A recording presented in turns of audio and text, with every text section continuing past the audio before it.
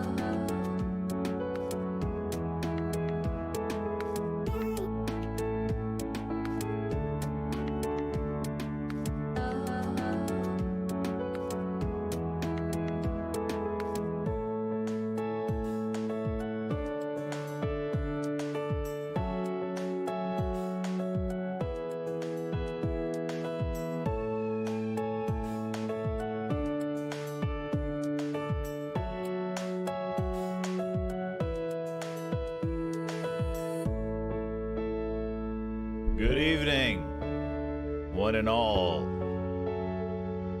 What up, Mordecai? What up, Greg? Good evening. Willkommen.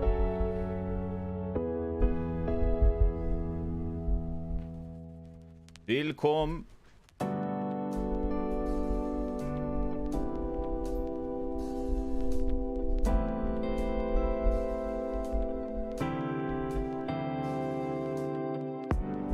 Unbelievable. Man, I'm over 200 pounds again. Holy Lord. I ate donuts last night as well before learning this. You know? This morning I weighed myself.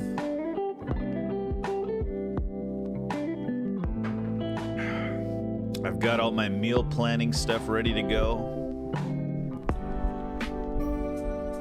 All my containers. All my containers are ready to go.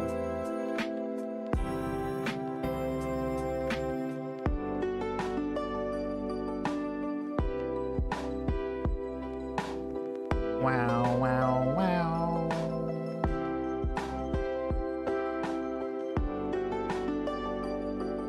Oh my God.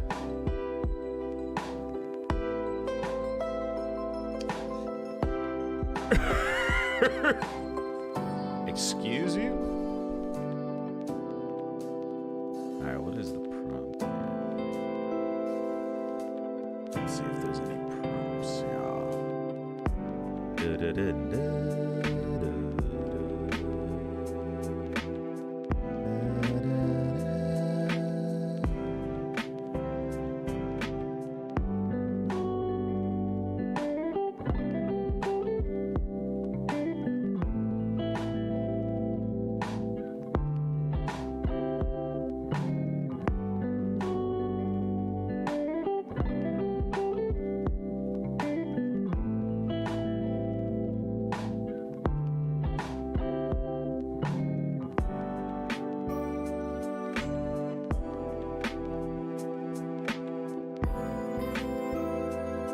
Wah, wah, wah.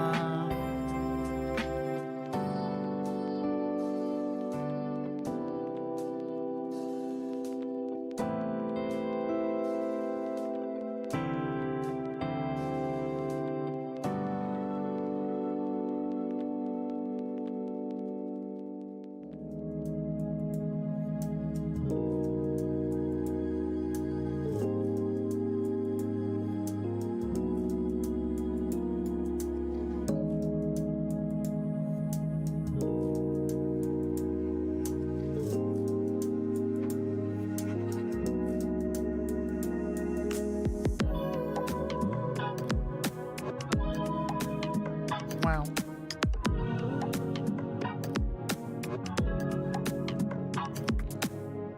Wow. Wow.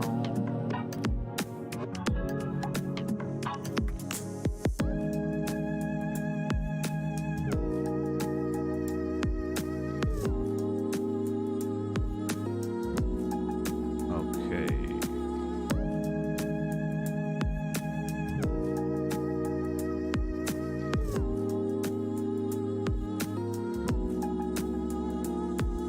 Good evening, Culture. Hello, good morning. Good morning. Oh, good morning. That's right. Morning. It's always good morning for me.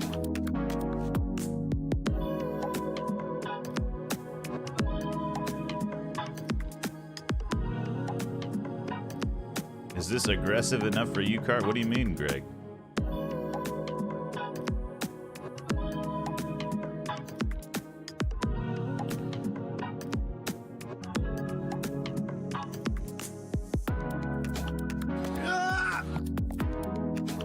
Oh. Just testing out the soundboard. Oh, nice.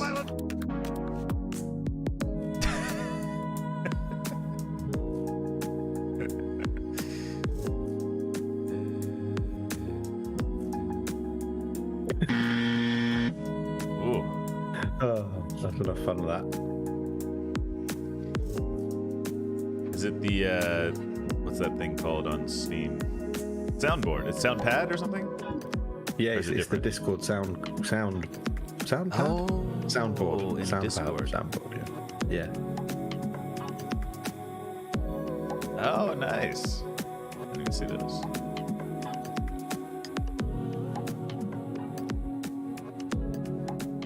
Saying that I use instead of aggressive stuff like yelling.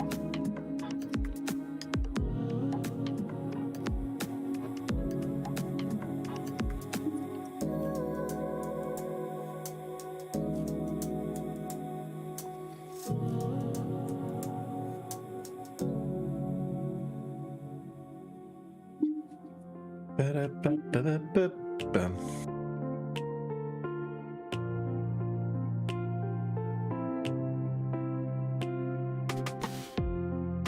The problem with this royalty-free music, because I'm playing it through Spotify, right? Yeah. And now all my recommended music is royalty-free music. You know? So it's like Messing with your algorithm. it is. I gotta figure out a way to like delete it or something from the. It's a lot of effort to do.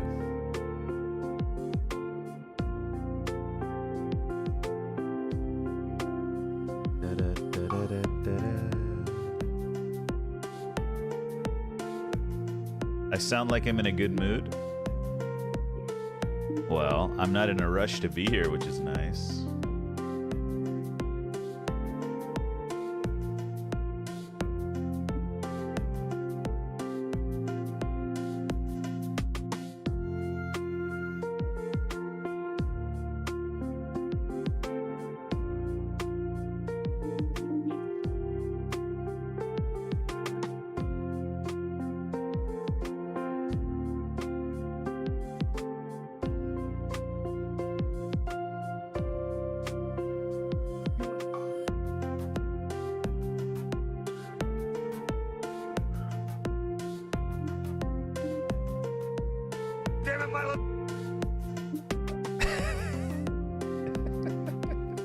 Testing.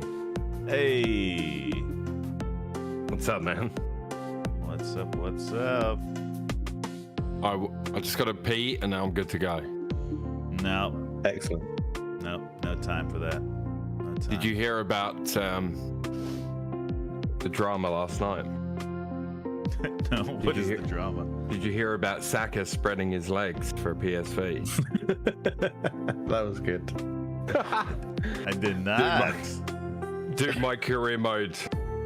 Oh, The dude. commentary. Yeah, I just, you know, when you're speaking, like, and you're doing something, right? So I'm Oh, yeah. commentating. I'm Raising. commentating while playing, and I just, you know, it slipped out.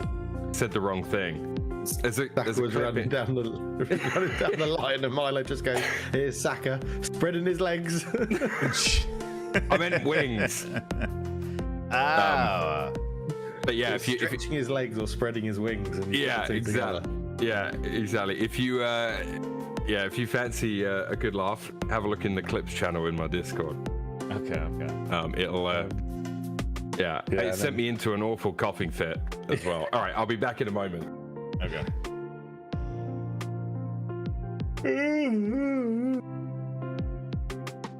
Let me just set the cams. I'll take a look at that. I think we're good.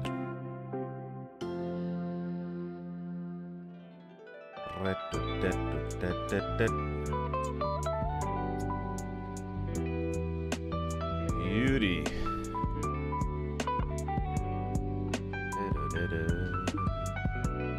Let's see these clips. Oh, my desk is such a mess. It's an organised mess, but it's a mess. Oh, tell me about it. I hate having a messy desk. And now we'll run and spread his legs. Spread his legs. Wait. And now we'll run and spread his legs. Spread his legs. Wait, what?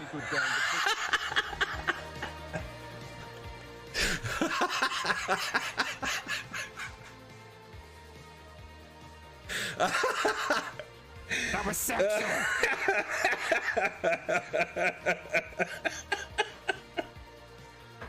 That's not what I meant to say. What can I get my brother for his 40th birthday? Oh, ask Chat GPT. That's not a bad shout, actually.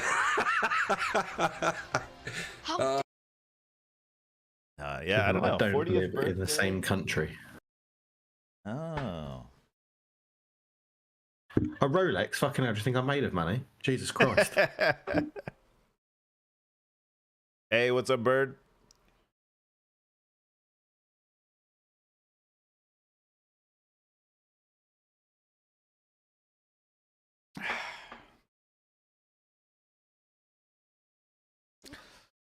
I think a lot of people don't know that Rolls-Royce makes airplane engines.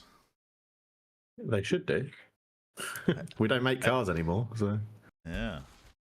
Well, Wait, you guys don't make cars? The name does. No, Oh, the okay, name okay, does, okay. but it's owned by BMW. It was sold in like the 60s to BMW. Oh, I didn't know that. Yeah. So when you're buying a Rolls Royce as a car, you're actually buying a BMW. So. Oh, wow. All right. I'm going to mute up real quick.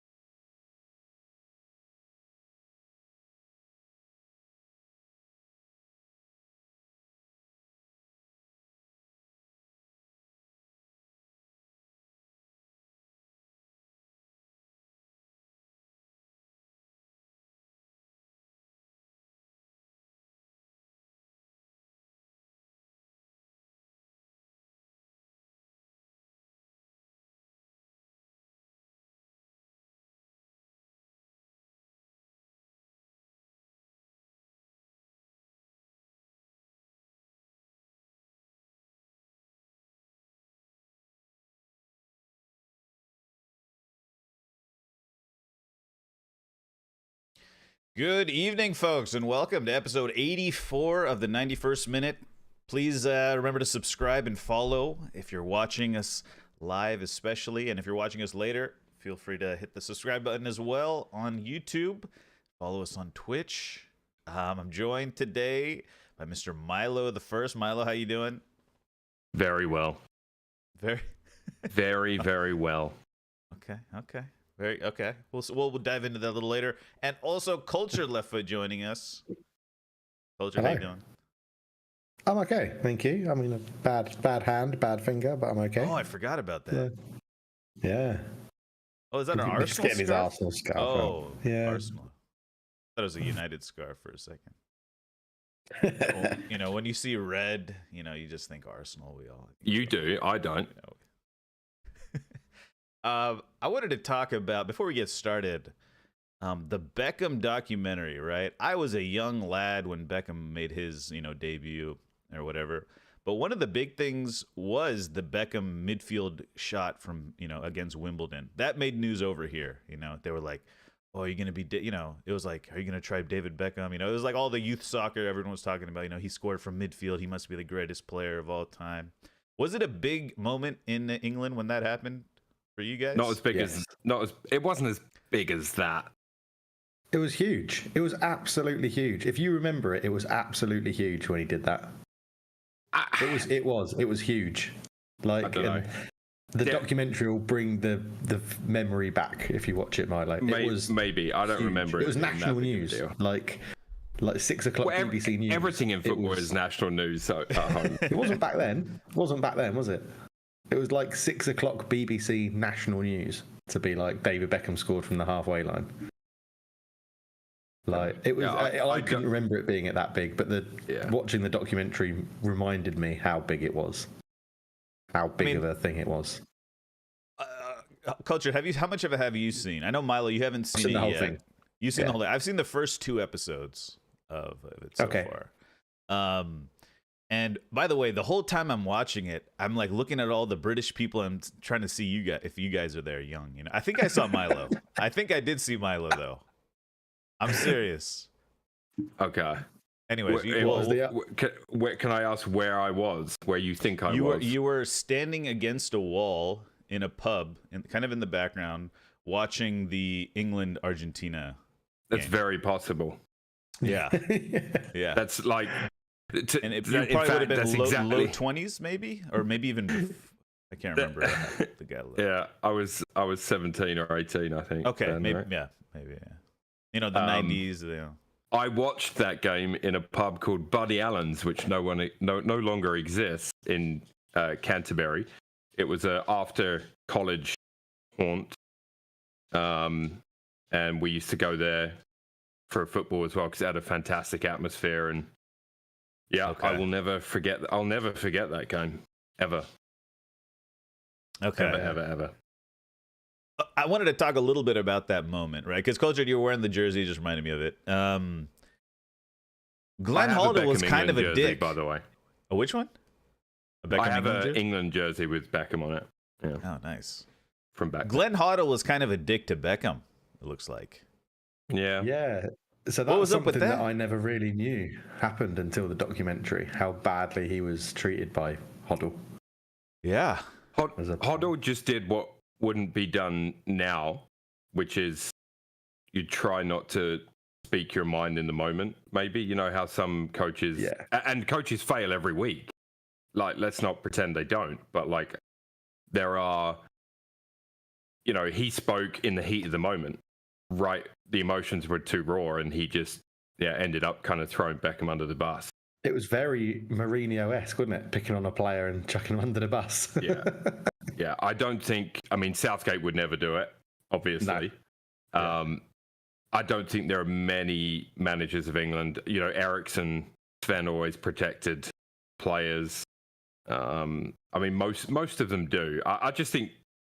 I mean, Glenn Hoddle's a bit of a dick, to be honest. He is anyway. genuinely a dick. Just okay, I didn't know this about Glenn Hoddle. Yeah, I didn't know this. Yeah, good player back in the day, but very disparaging things nationally. Which one of the reasons fired from the England job, isn't it? Yeah, the reason he got fired was for suggesting. Can I say it? I can say it. You can say it because you're suggesting that Hoddle said it. Yeah, it's an adult show, and Glenn Hoddle suggested that disabled people were being punished for something they did in a former life. He said that on national TV. On national TV, yeah, and therefore got sacked from the England job. So Cartwheel enjoyed it. So we don't really like Glenn Hoddle. so Glenn Hoddle was removed from the job after that.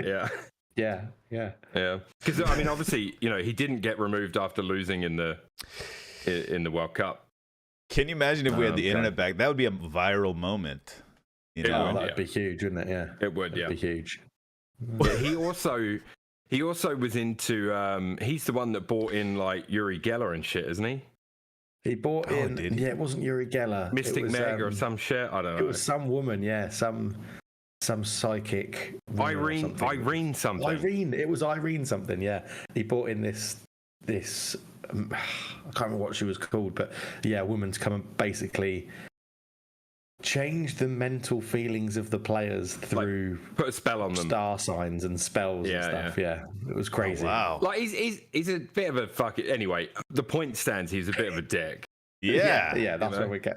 Yeah. So great player back in his day. Really good player. He was kind of a. Beckham said he wanted to be like Glenn Hoddle. He was like his idol, kind of. I think Glenn Hoddle was a lot more creative than Beckham was, I think. Obviously, Right. we know. Again, it's weird because Beckham was really, really good. I'm talking Like, really good. He was. Listen, Beckham's one of my favorite players that never played for Arsenal.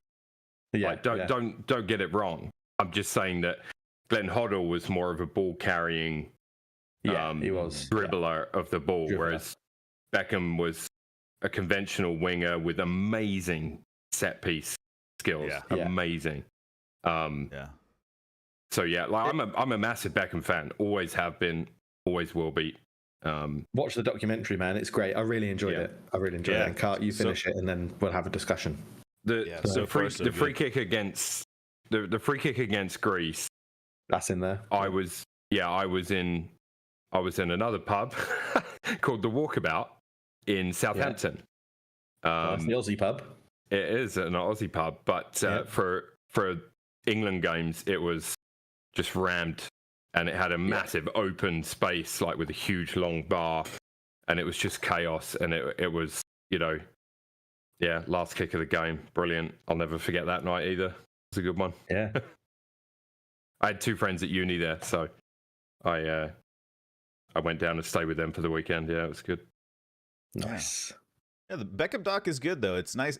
Anything. It's almost like it's a bit of a timepiece. Like it's like late 90s, and it starts in the late 90s or mid 90s, and anything like that I enjoy. And it's weird to think that that 90s is now that era. Like it has that effect. It's because I grew up in the 90s. When you get to the Real Madrid episode, like that was proper nostalgic for me because you see the lineup that he joins. It's like absolutely mental. Yeah, it's absolutely crazy. That was really good to watch. That was the Galacticos, proper Galacticos. That was the Galacticos. Yeah, yeah, it was incredible. So. Did you see the clip of this wasn't in the doc. I mean, it was in the doc, but it was also like in the pre-trailers. The Victoria Beckham part where she's talking about her working class upbringing. Load of bollock.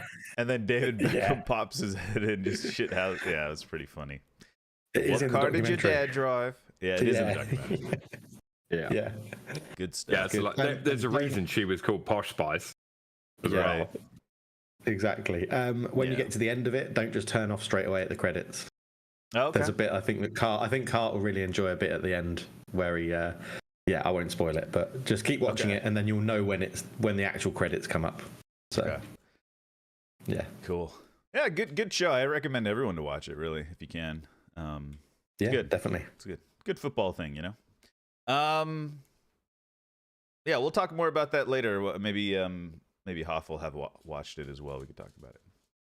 But guys, what a weekend of football. Unfortunately, we have to go into the international break now, which just kind of snuck up on me.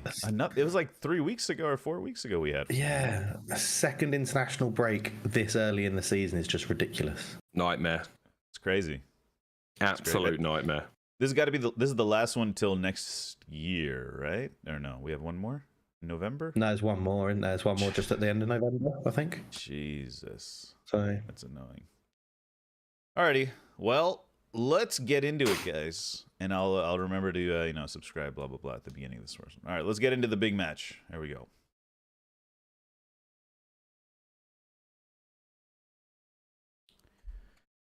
Oh, Cultured's gone. Hold on.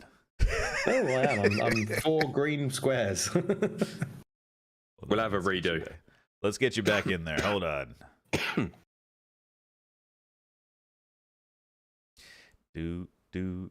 I'll have time to. If you want me to edit this Man United one, I'm happy to do it this week. Just free up a bit of time for everyone because my wife goes to the UK for a business trip, so I'm gonna have lots of free time. Oh, okay. Sure. So I'm happy to do the Man United one if you want. Okay. All right, here we go. Should be good now. Welcome back to the 91st minute. Please subscribe if you're watching. Also follow us on Twitch and Twitter and other socials found in the description. Let's get into the big game of the weekend, which was Arsenal versus Manchester City. A crucial deflection and maybe a little fortunate touch by Nathan Ake off a Gabriel Martinelli shot put Arsenal ahead. in the late stages of their match against Manchester City. The top two teams from last year faced off at the Emirates. Highly anticipated match. Arsenal beating City in the Community Shield earlier this year at the beginning of the season. And Arteta finally getting a win over his mentor, Pep Guardiola. Milo, he seems to be in good spirits. Milo, how you feeling after those big 3 points? I feel great. I mean, yeah, it is a massive 3 points. If I take out, I'll take out the previous, 12 to 15 games where we haven't beaten them in the league. Just take that out for a moment, and focus on what it means for this season. I think that's the important thing to do, because I haven't been convinced, right? And I've said to you guys that the fan base seems kind of a little split on us being more controlled versus, we've talked about this a number of times, versus, just going for it all out, kind of, which we did a bit more last season. Maybe it was more costly, but I think the belief that this win will give the team and all of the fan base, including myself, is pretty big, because if with a weakened team, they're weakened too, and we'll get into that, I'm sure. But we also had a weakened team, and we're able to get the 3 points. You wanted to bring up it being a fortunate deflection. I think it's pretty hilarious that you would say that. Don't rise to it, Milo. I wasn't trying to do that. I wasn't trying to do that. Of course you were. We all know. We all know you were. I couldn't give a shit if the ball bounced off of the referee's left testicle and went in. It's a fucking goal. It stands, and it's 3 points. So that is the end of that right there. If the reverse angle, I think Edison probably would have saved Martinelli's shot, but who knows? You never know how much pace would have been on it in the first place. So it looks like he was trying to curl it into the far corner. So anyway, the goal goes in. I think it was a really interesting tactical battle, and it was kind of forced upon both teams. Pep has always won that, but he's had maybe the personnel to win that comfortably, with De Bruyne in seasons past, particularly excelling against us. And then obviously they're missing him and Rodri this week. We were without Saka, who arguably is our best player.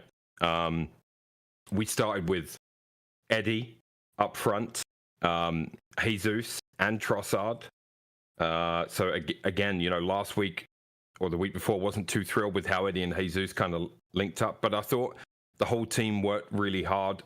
Declan Rice, I thought, had a phenomenal game again for us, just proving again worth every penny in my opinion for what he's bringing to the team.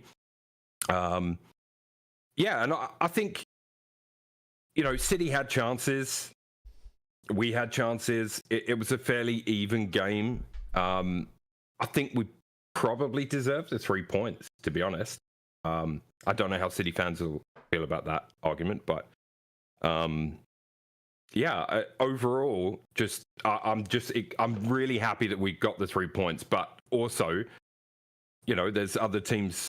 Tottenham are doing pretty well as well. So I'm kind of like, okay, what's next? And unfortunately it's an international break, and then we face Chelsea, who are potentially resurgent. So at the bridge. So that's sort of the next challenge. And I mean, it was a massive game and a massive test. And I think Arteta's subs, I thought, were spot on as well. I do want to mention that. I thought Arteta's subs were absolutely spot on. Tomiyasu in particular. Obviously Havertz came in, and I like what he brings in certain situations, and yesterday was one of them. The layoff to Martinelli, who also came on as a sub, not fully fit. But it's just a big lift for the team. And I do think City should have been down to 10 men. I don't know if you guys are, obviously I want to get your guys' thoughts on the game and if you agree or disagree with what I've said, but I think Kovacic should have been off. And had we had that, had the result not been the same, I think a bigger fuss would be being made of that. Maybe not Liverpool big, but, you know, it would still be a big fuss because, you know, for me, the initial tackle could have been a red easily based on what we've seen and based on what they're trying to accomplish in terms of tackles. But then he goes and does another challenge like 5 or 6 minutes later that was a definite second yellow. And in my opinion, the ref completely bottled it there. And yeah, he should have been off. So apart from that, that was the only sort of downside for me. I really enjoyed the battle, actually. I thought it was a fascinating game. Nervy because of, you know, because of the history over the last few years of not getting a result against them. So it was nervy, but I didn't say much during the game. I just sort of watched it in fascination, really. And I thought, again, for me, Arteta got every tactical decision correct yesterday, given the personnel on both ends of the field, right? Whether or not our cautious approach would have worked if they were at full strength, you know, history says it wouldn't have worked. You know, trying to control the narrative a bit more against them doesn't work when they're fully fit. But then we also didn't have the personnel fully fit either. So yeah, there you go. That's where I'm at. I massive 3 points. That's the period at the end. Massive 3 points. Nice. Yeah. Cultured, anything to add or add on to that? I think from my point of view, I don't know if Arsenal deserved to win the game. I think a draw would have been fair, but I also think it was going to be whoever scored first. It was such a close tactical battle that if you got ahead, I think you were going to be favourites to win, which is a stupid thing to say, obviously, because you've scored first. But I think it was a really good game. I really enjoyed watching it. I agree. I think Kovacic should have been sent off for the first one, and then how he wasn't sent off for the second booking offence was ridiculous. I think he was very, very lucky. I think it comes back to refereeing standards being a bit all over the place. I think that sort of sums it up. Like just poor. Yeah, just poor. It is just poor, and there's no. Oliver used to be, in my opinion, was the best ref in the league, but I think he's got worse instead of better. Well, I think the worry is that he's still the best ref in the league, but he's not good. I think that's the problem. I think it was good. I thought David Raya had a few moments which was a bit sketchy. The one where Alvarez pressed him down, and obviously Arteta's come out and praised him for being bold and wants people to make bold decisions. I don't think he quite meant in that sense, because Alvarez obviously blocked a clearance, didn't he? And it hit the side netting, basically hit the outside of the post and hit the side netting. I'd like to get... We'll go to Cart in a minute for his opinions on the game, but Milo, I'd like to come back to you for the Raya Ramsdale thing a bit later on, because I think it's a tough situation for Arteta. I think he's sort of created a tough situation for himself. But the game itself was good. I think Haaland is looking... It's weird to say it, very average right now. And we had a quick chat in Milo's Twitter chat when he was doing his EAFC career mode. And to me, it's giving off vibes of Ibrahimovic at Barca, where they've signed one of the best strikers in the world, and he's going to score goals because he's that sort of player, but he doesn't fit the system that Pep wants to play. And it only works, it seems to only work when Kevin De Bruyne is on the pitch. And that's not a system that you can move from player to player, and it needs to be a system that works. And, you know, I'm not saying Haaland's rubbish. Obviously, he's a very good striker. He's going to score goals, and he's going to do it. But to me, it doesn't feel right. Like, the argument was goals, right? And I was like, well, Raheem Sterling scored 30-plus goals in a season for Man City. You just need the right players to fit the system. And to me, it doesn't feel like Haaland is the right player, even last year when he's banging in 40 a season or whatever. Well, I said to you last night, I think he's suffering right now because Grealish isn't in the team. I think Grealish opened up a lot of, you know, by drawing a lot of attention his direction of the pitch just by being the sort of dynamic player that he is. Yeah. And I think, you know, Haaland could get on the end of things and had more space. You know, let's not take credit away from Saliba and Gabriel yesterday. No, I was going to say that, yeah. They did a phenomenal job on Haaland. Really, and it's the second game in a row because they also shut him down together in the Charity Shield as well. Completely down. So that's the second game where he's finished with 0 XG, if that's something that you track. I don't. I like because I know. And look, it is a stat that is important. I'm not taking it away. But as a football fan and as a playing football, there's other things players can do to influence the game. Apart from that, and if the game calls for it, he could be a big lump in other areas and cause problems in other ways. So, there's other there's other things that aren't tracked. That focusing on the 0xG is a mistake in my opinion. But no, I see what you're saying. The only other note I had from the game really was Zinchenko. I think he actually played really well in his own half, and as soon as he got into the attacking half, he was desperate to score. He had so many wasteful shots from way out of his range, and wants that to be miraculous. And that is definitely something that I hope they talk to him about, because you don't want your players getting caught up in the occasion. Yeah, exactly. And I think it's strange because it's probably one of the better defensive sort of positioning games I've ever seen him have, because I think occasionally when Arsenal control the games, he does get caught out as that inverted fullback that comes into the centre, and he's not quite quick enough to get back to his defensive position, and it can leave Arsenal a bit open. Whereas in this one, he seemed that he had so much energy and so much adrenaline that he was easily getting back defensively, but then wasn't controlling that energy and adrenaline when he went forward, and was just shooting from 30 yards, 35 yards out, and I don't think he even hit the target once, I don't think. But yeah, that was just another note I had. It was an interesting comment. It's all right. It doesn't matter. We won. Exactly. Let him have it. Exactly. Yeah. Yeah, I mean, you guys touched on some of the notes I had. That Raya situation was a little sketchy, right? If that went into the side netting from Alvarez's press. So that was pretty early on in, I think, middle of the first half. I had that written down. As a neutral, I thought the game was pretty boring personally. I mean, it was a bit of like a it was like, I heard somebody say this analogy. It was like two boxers, on the inside, right? And the ref constantly having to keep getting wrapped up, and then the ref having to split them apart, right? That's and I thought that was a good analogy, just because no one really had like a killer instinct in the game. Both teams were playing their deep possession and slowly bringing it up, and eventually the play getting broken up. For me as a neutral, what I was saying during the game was, it'll be 0-0 until like the 80th minute, and then one team is going to try to go for it. Both teams will open up a little bit, which is what ended up happening with Martinelli coming on. But I don't know. It didn't feel like a big game. I don't think it was a great advertisement for the game either, especially with Haaland not getting opportunities, whatnot. And obviously, I think if you're a City fan or an Arsenal fan, I think you find this game very, very like exciting and nail biting and whatnot. But for me, it was just kind of like it was an average game. But yeah, I understand fortunately, that matters not one iota. Yeah, I think that's where it's interesting, right? We're getting sort of three different opinions, because obviously Milo's coming from an Arsenal fan point of view, where it is an exciting, entertaining game because it's a nervy game, and they've got that record of not winning for 12, and you got the win, which is huge. It was more like a chess match.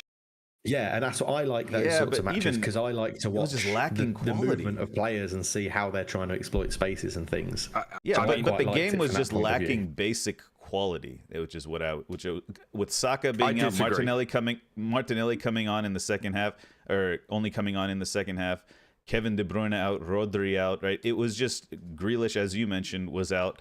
There was just a big lack of quality that the neutral would have enjoyed. I wouldn't say quality, but I would say the personnel contributed to the style of the game. The personnel changes that both teams had to make. When you think of Arsenal, who do you think of? I think of Saka. I think all fans around the world think of Saka first. Okay, but if that player is injured, you're going to have to watch something else. Sorry to tell you this. Yeah. No, okay, look, listen. I'm not saying from your perspective it wasn't exciting. Okay, I'm not saying that. I'm saying from the average fan. You wanted to see a 6-3 or something. No, I wanted to see Bukayo Saka. Okay, but he was injured. Exactly. That's my point. I think that left everyone a lot of neutrals a little disappointed, especially with Martinelli out in the first half as well. Those are arguably your two most exciting attackers from my perspective. I don't think Jesus is nice, and Nketiah is okay. Trossard is also nice. I do like Trossard.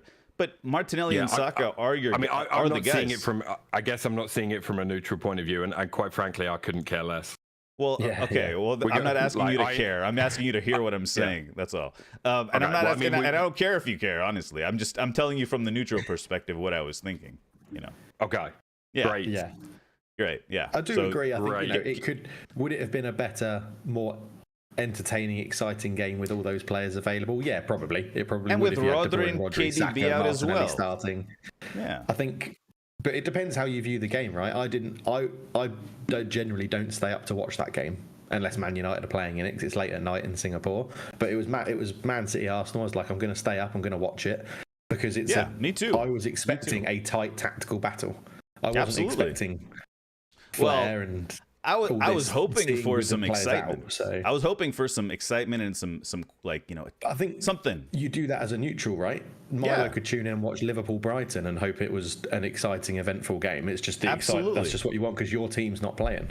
Absolutely, and that's the perspective I'm providing here. Is I think people who are you know I don't know. This is a big match. I don't know. I know. Understand, Milo. You're a fan of Arsenal, and that's why it's a big match for you. But for neutrals and around the world, this is a big match. These are the top two teams in the Premier League. This isn't the first game in the history of football that's had two good teams play a more tactical battle and it not be an absolute barn burner. This happens a lot. Like, this isn't. Did I say this was the first time this has ever happened? I'm just saying what happened. The fact that you're bringing it up like it is this massive deal, and I don't understand your angle on it. I really don't. So. I think the angle is just that you don't think it's a big match? Maybe because you're an Arsenal fan and you just feel like it's just another game for you. Like you have to play, like you have to watch it, type of thing. What? No. Why do you feel it's not a big game? The top two teams from last season. Did I say it wasn't a big game? Well, you're saying it like what? You're surprised that I'm saying it's a big game. No, I'm surprised that you're making a big fuss that it wasn't some exciting match for you to watch. Like, I don't understand. I'm not making a fuss about it. It's literally like hold on, spend the day thinking, what is the one negative I can bring up about this game? That's what he's done, guys. Just so you know, I know you can't. It's like Milo's the one fucking negative thing I can think of. Milo's listening to whatever, guys. It's like Milo's listening to everything I have to say, waiting to construe something as a negative that I'm saying about Arsenal. Dude, we all watch your stream. We see this every fucking time, dude. Like, this isn't new either. Okay, dude. We've all been there, dude. Milo is scarred, guys. This is what Milo. I suggest you get some mental health here. Okay, mental health. Don't make a joke about mental health. Don't make a joke about mental health. I'm not making a joke about it. I'm not making a joke about it. I'm not making a joke. I'm actually telling you, you are scarred by something I have said, and I hope you can get help for that. Okay, so you're telling me I need help. I did not take a shot at Arsenal in any way. You can really be a cunt sometimes, you know that. I did not take a shot at Arsenal in any way here. I'm just saying, for the neutral, the game could have been a 10, and I think it was more of a 6 or 7, maybe a 7, probably a 6. Now, the deflected goal at the end, it was a deflected goal. Let's call it what it was. Did Arsenal create the goal? And can I get to my other topics without being side railed by accusations that I'm trying to take shots at Arsenal? I'm not trying to take a shot at Arsenal here. What I was going to say is, you can never just say, well done. They played well. They won the game. You know, you got to find a negative angle. There isn't one. We got 3 points. We beat the reigning champions. I'm fucking happy about it. So there would be no negative angle if City scored a deflected goal. Right? I'm just saying the margins were very tight. Deflections happen every week. Like, why is that a thing? Dude, I understand it's a result-oriented business, and that's the angle you're looking at it at. Good for you. I'm trying to look at it from a game point of view, not so much as like, 3 points. All right, next topic. No, that's not what I'd like to do, unless I know you'd prefer me to do that because you don't want to hear anything I have to say, because you construe everything I'm saying as a dig at Arsenal, which is your problem, not mine, or the viewer's problem. That's your problem. That's not my problem. I'm sorry. I'm going to talk about the game. I'm going to compliment Mikel Arteta. Is that okay, Milo, or is this a dig somehow? Don't do it. Dude, Okay, just stop being a dick. I won't say anything. All right, I'm done. I'm done. Stop being just stop being a dick. That's fine. I'm not being a dick. Being a dick. You are. You stopped what I was saying to say, God damn guys, it, guys. listen, Cart's been up all day talking about this, waiting to say something bad about this. I'm sorry to the viewers, but I'm out because I work too hard and I'm too busy during the day to deal with this. I work too hard so to be interrupted while in the middle of what I'm saying for Milo to say, Cart's just waiting to take a shot at Arsenal. What are you talking about, man? Dude, you do it all the time. What are you talking about, dude? You do it all the time. And listen, there's plenty of people that will agree. So. Okay, so preach to the choir then. I don't care. If that's what you truly feel, do that. I'm here to talk about the game. Not at any point, me questioning why you come with this angle is not a personal attack on you, but yet you go personal. I have mental health issues. I need help, stuff like that. Like it's fucking wrong, dude. Fucking wrong. No. What I said was you have a mental block. You have a mental issue. That's not what you said. But okay. I said, well, okay. Well, let me clarify what I meant to say. You have a mental issue with something when I talk about Arsenal because you perceive it as I'm just taking shots at Arsenal. That is you have a mental problem. You there. take shots every time, and when we do the United segments, I am careful to be quite respectful. So you are the United. Angel, I'm the devil. Is that what you're trying to say? That's not what I said. No. Okay. You just said that. I did just say that because I'm boiling your point down to what you're actually saying. You're acting like there's nothing you say that is wrong, and there's everything that I say that's not what I'm saying towards Arsenal. It's not what I'm saying. All right. Well, it sounds that does sound like what you're saying. I'm not going to ask Culture to clarify because I don't want to make that a thing. I'm not going to even look at chat. All I was saying is it was not as exciting without Saka and without KDB and without Rodri. That's all I'm saying. Is this a sin? Is that a sin? If that's all you had said, it would be different. It's just not how you phrased it. Okay, we can see and we can watch the video of that. So we can watch it back. We can. I don't think I said. Now I will ask Culture for this. Sorry, Culture, to get you involved in this. But did it sound like I was taking a shot at Arsenal? I don't think so. I don't think so either. What you were saying is the game wasn't entertaining for a neutral. But you can ask chat as well. That's all I was saying. But Milo perceives that I'm taking a shot at Arsenal. It's like it's crazy. And then he's call it. And then you're bringing up stuff from the past and all this stuff. It's like, come on, man. Last time I totally agreed with Milo, by the way. So I'm trying to be impartial. That's here fine. That's fine. Last time. The past is the past. Yeah. The past gaslighting is what it is, and you know it is. So that's fine. You can pretend that that's not what's taking place all you want, but we all know that's what it is. See, we all know that's what it is. No, it's you think that's what it is, Milo. Don't try to create a narrative, please. All right. Well, it won't be an issue, dude, because I think like if something isn't fun anymore, I shouldn't be doing it. Well, it's not fun for me either, man. So. I'm here trying to pick up the pieces. I think just all right. Should we call it then? I'll end it right now. We can end it. It's not worth it. It's not worth it. If you're gonna control alt delete and get out, it's not worth it. Yeah. I'm still happy to talk. I'm still happy to talk either as well. I was, I don't know. I don't know if you're. I really don't want to force you into doing anything, and I'm adamantly defending myself that I wasn't taking a shot at Arsenal here. I think yeah. Dude, it's the same every week. It's just oh my god, it's gaslighting every week, dude. It is. This is not gaslighting. Yeah, it is. I would really like you to ask some people about this situation, and if they truly think that I'm, taking it out of context or something, like I'm doing something extraordinarily bad faith and negative towards Arsenal here, I would please let me know, please, because there's nothing here in that. I literally had 5 things written down here that I wanted to talk about. All I said was neutral. That was one thing. I said as a neutral, I don't think the game lived up to the hype. Is that okay? I thought the Kovacic challenge was a red card, and I think, we're talking about Michael Oliver being one of the best refs. I wonder if all this stuff in the lead up, right? The Liverpool situation, there was, all these red cards. Had they not happened, if we wouldn't have made such a big deal out of this, right? The precedent has been set for what constitutes a red card.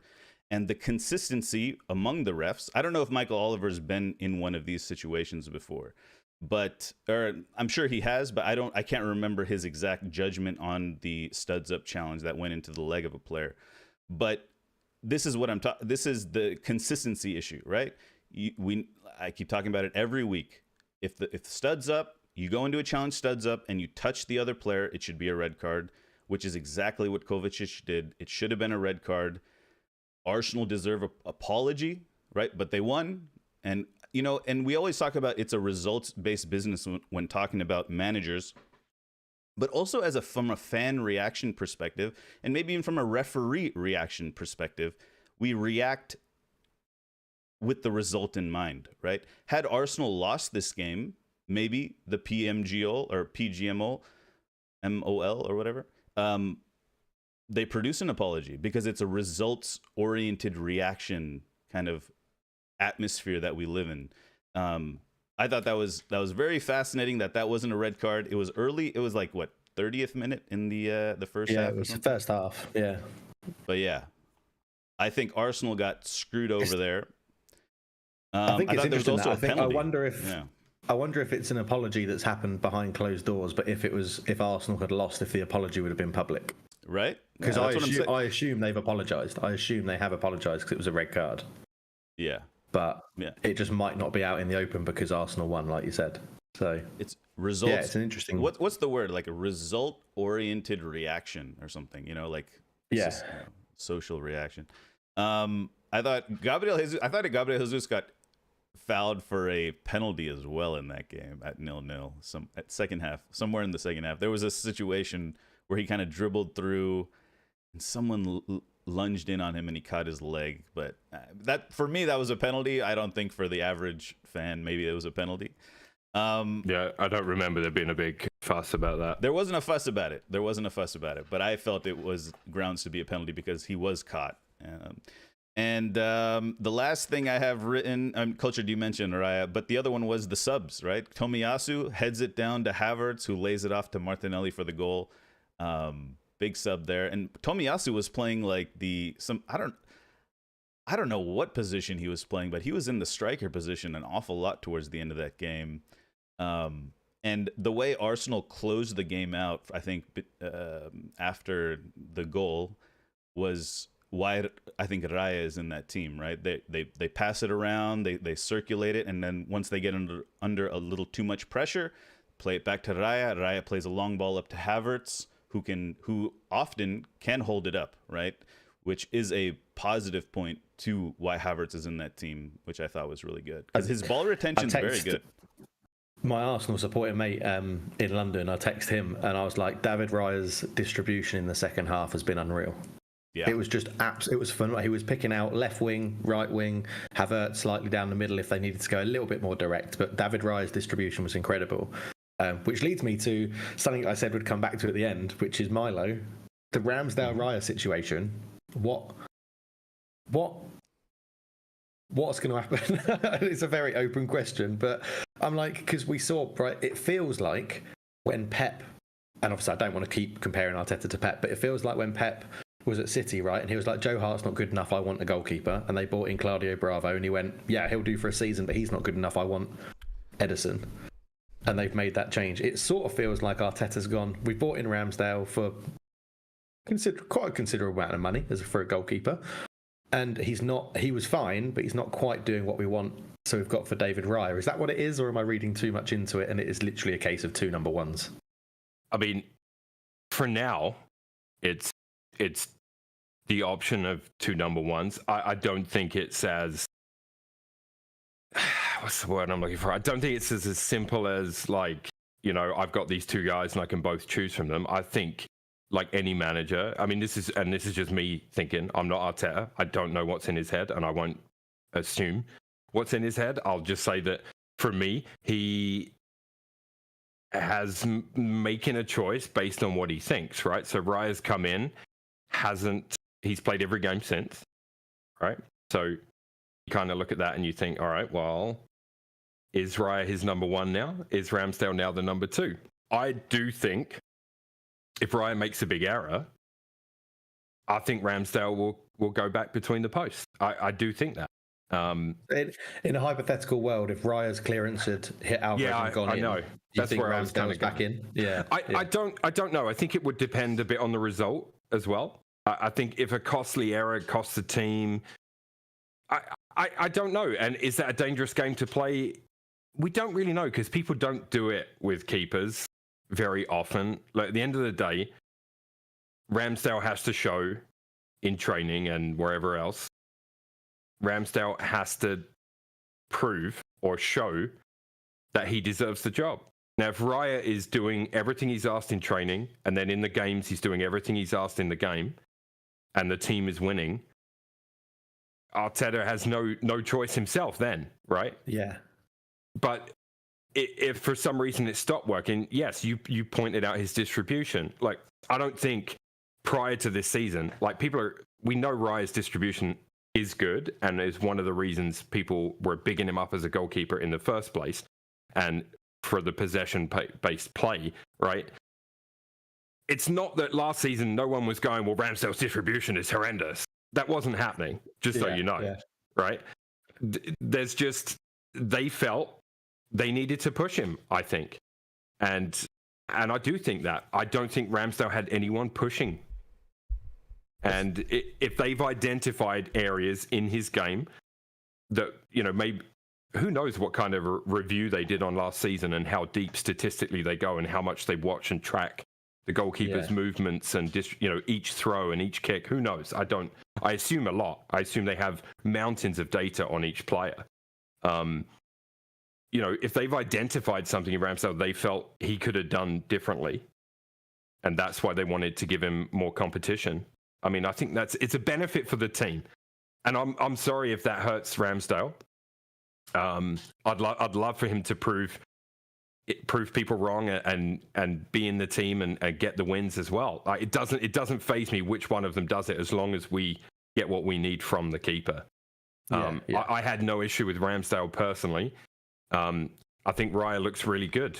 Would I, had the Alvarez chance gone in? I don't know if you saw Arteta speak about that today, I think, or after the game. And after the game, he said, I told him, I don't want to see you when we're playing in possession. I don't want to see you just kick the ball. Like, a lot of keepers will just kick it anywhere to get rid of it in that situation. I don't want you to do that. And so he didn't do it.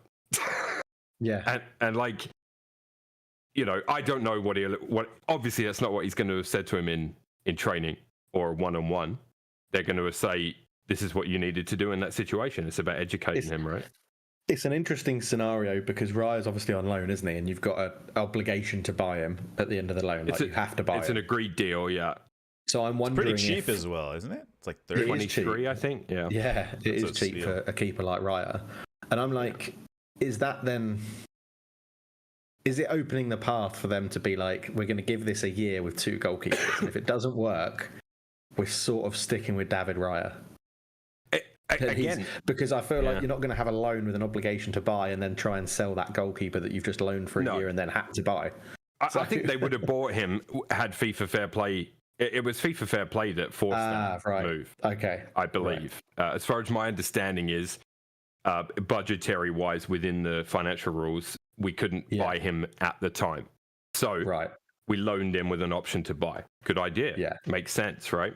I think the plan was always to bring in competition to Ramsdale. And like I've said, I'm sorry. I like Ramsdale. I really do. I have no issues with him as a keeper. I don't think he's the reason we didn't win the title last year. You know what I mean? Like, I'm not, for me, if he decides he doesn't want to fight for the number one position at Arsenal, he will request a move for playing time and he'll probably get it, I would think. But in the meantime, I can be somewhat comforted in the fact that if Raya gets hurt, Ramsdale comes straight back in, Yeah.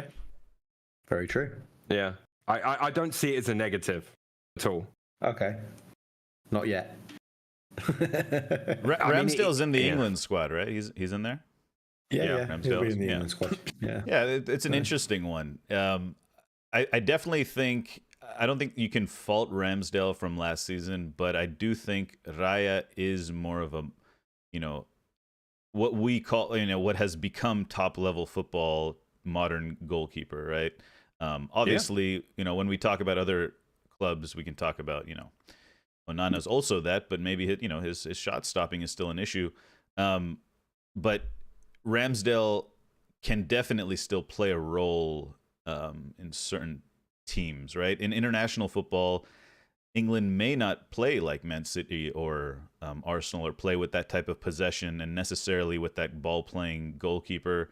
So it might be okay there. And other teams, I'm trying to think of where would Ramsdale go, right? Would he end up at a mid-table team? Would he end up in a top 6 team? Because if that is his play style, right, not being able to play as the second center or third center back, etc., like Raya did at the end of the game, maybe a team like lower down the table would be better for England as well. If England isn't going to play that style in international football, I don't know. It's just a kind of a what is Ramsdale's level, basically, is what I'm saying in this in age of modern football, right? This ball playing top 6 Newcastle sort of club. Nick Pope doesn't pay out from the back, and he looks a little shaky. Really well. He would be a good signing for Newcastle, wouldn't he, Ramsdale? But the other thing is David Raya. I just had a quick look. I just had to check. David Raya's 28, so when he signs permanently, he'll be 29, turning 30. Ramsdale's only 24. So there is still the chance that both of them stay longer term, and Ramsdale takes over when he's 26. If Ramsdale's happy to do that, and that's been explained to them both. But what's interesting as well is, when we made the move for Ramsdale, it was due to the previous keeper not being able to do anything with his feet. So Ramsdale was brought in, he was seen as an improvement. I don't know who else was available at the time, without doing some research on that, but. I think Ramsdale was an upgrade on what we had, and I think that, like you say, he's 24. He could definitely get better, but he's shown he can be a number 1 in the league, right? That's not. I don't think that's in question. Again, maybe style of play, but there's 2 or 3 errors last year when trying to play it out from the back that stemmed from him, but then also, and both ways, him playing out and also pass back to him, that led to issues. I have to think of it. I have to really think of it from a modern perspective and that play style perspective, because I'm loath to put it on the keeper. You know what I mean? I think the team in front of you. There's 10 of you in front of him that should be able to do something about what's happening. You know what I mean? It's that old school way of thinking, I think. So yeah. Who was Arsenal's keeper before Ramsdale? Leno. Isn't he? Oh, Leno. Yeah, of course. Leno. Yeah. And Leno, again, no use of his feet really at all. So good shot stopper at times. Not a great aerial presence either. And I think if I was to outline, Ramsdale, I'm not sure that I would put possession play at the bottom of his skill set list, but is he as strong as Raya? No, in that regard. So yeah, like you say, if it fits the system better, then you're going to stick with Raya, right? But I think Ramsdale's a very capable keeper. Like, the longer we can have the 2 of them, even if Raya is number 1, and Arteta just doesn't say it publicly, I'm sure behind the scenes they know what's happening. Yeah. And that's, again, for me, that's all that matters, really. Like, what's the worst Ramsdale's going to do? Come out publicly and say, I want to go somewhere else to get playing time. And that will come from his... Yeah. And then you guys make a shit ton of money off his sale as well. Maybe. And that will come from his agent, right? Because his agent will smell a dollar then as well. So the only person that will take that to the press will be Ramsdale's agent. And if that happens, then I think, he'll be off. Yeah, the only thing would be... Go and have a 2-year loan. Go and have a 2-season loan somewhere and come back and be Arsenal's number one after that. Maybe, yeah. Like, I don't know, but goalkeepers can play till a pretty old age as well, so you never know. Yeah. But I guess it'll come down to whether Ramsdale believes he can, whether he can get a job in the top 6 or whatever, top 8 or maybe now. But is he cut out for that modern day goalkeeper position? I don't know. That's something only Ramsdale can reflect and really tell us. I mean, being so young, he could develop these areas of his game, but it just depends. Is he? It's a big pill to swallow, saying I'm not going to be a top Premier League winning goalkeeper, or something like this. Premier League contending. I'm not good enough to do this, right?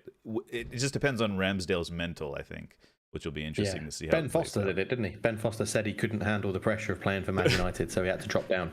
He literally said it. But then he was also playing for Wrexham, right? And then he also said, I'm not good enough to play for Wrexham, and he retired, right? True. But yeah, no, that's a good point. Yeah, does he want it? Can he? That's a big thing, because you were so close last season. If you're Ramsdale, you were so close last season. Now they've changed the whole the tactics, and it'll be interesting to see how this goes, because it's tough.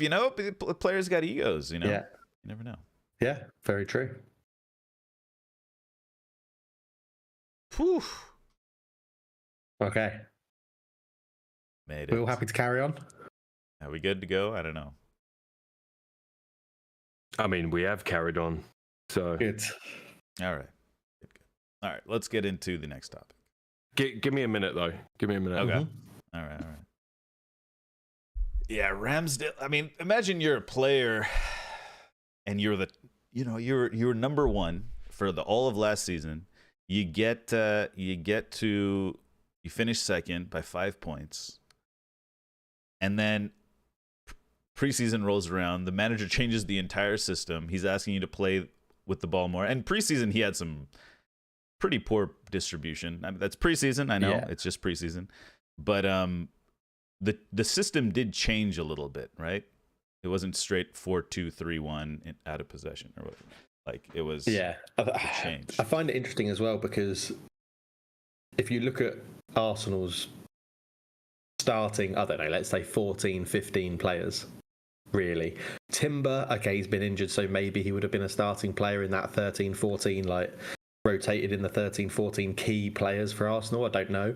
But Ramsdale's the only one that really has their position under threat. The rest of Ben White is still there as starting right back. Gabriel, Saliba, Zinchenko.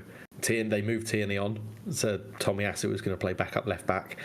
Partey, Odegaard, Declan Rice came in, obviously, and then you've got Saka, Martinelli, and Gabriel Jesus.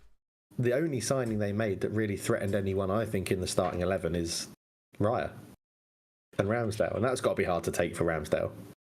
Yeah.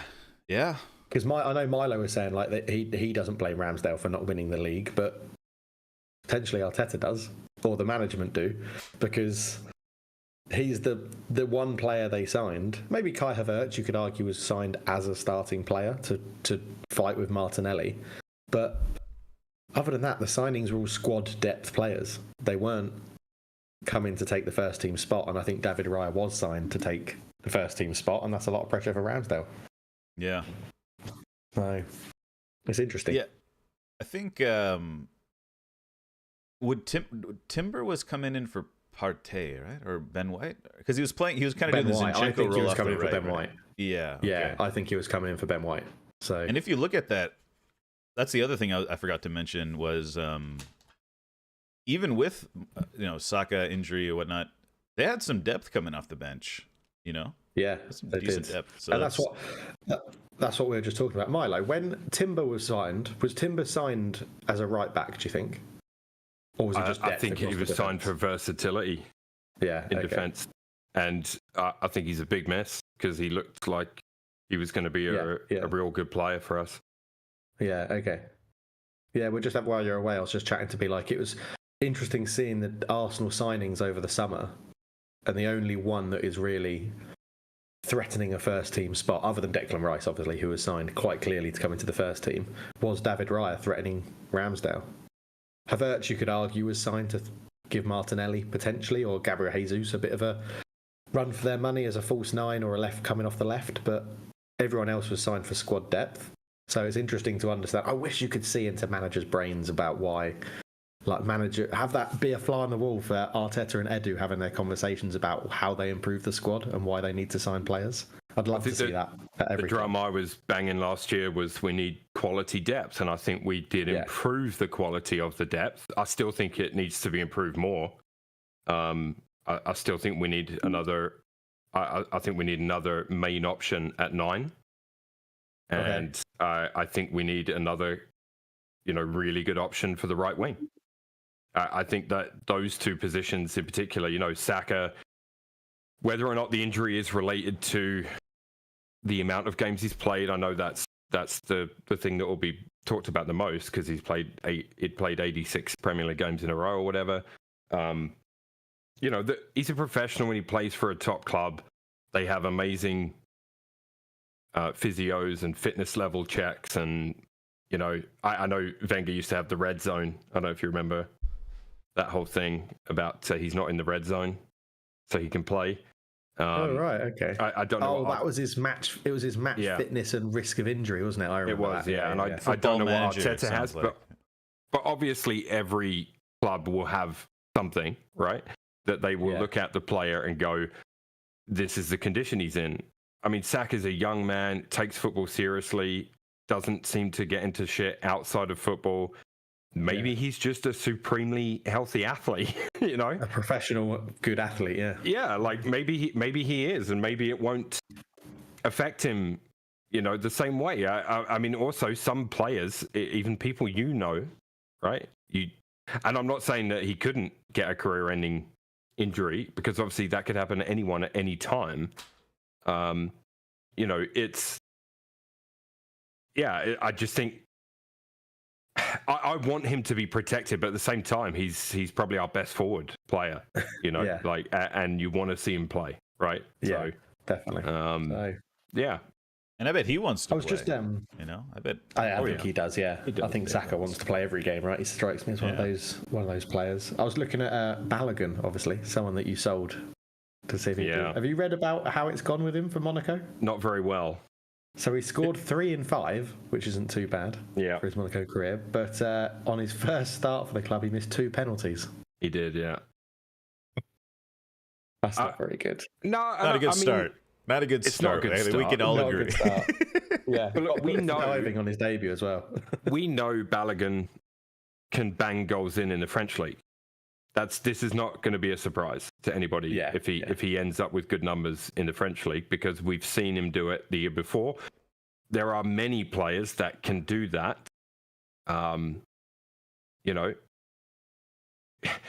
If he was, I don't know, because I wanted him to succeed at Arsenal. I kind of kept an eye on him from the youth team up through, and I wanted him to succeed at Arsenal, but there is, even in pre-season, I don't know if he wasn't given the shot he needed, but he wasn't showing it, right?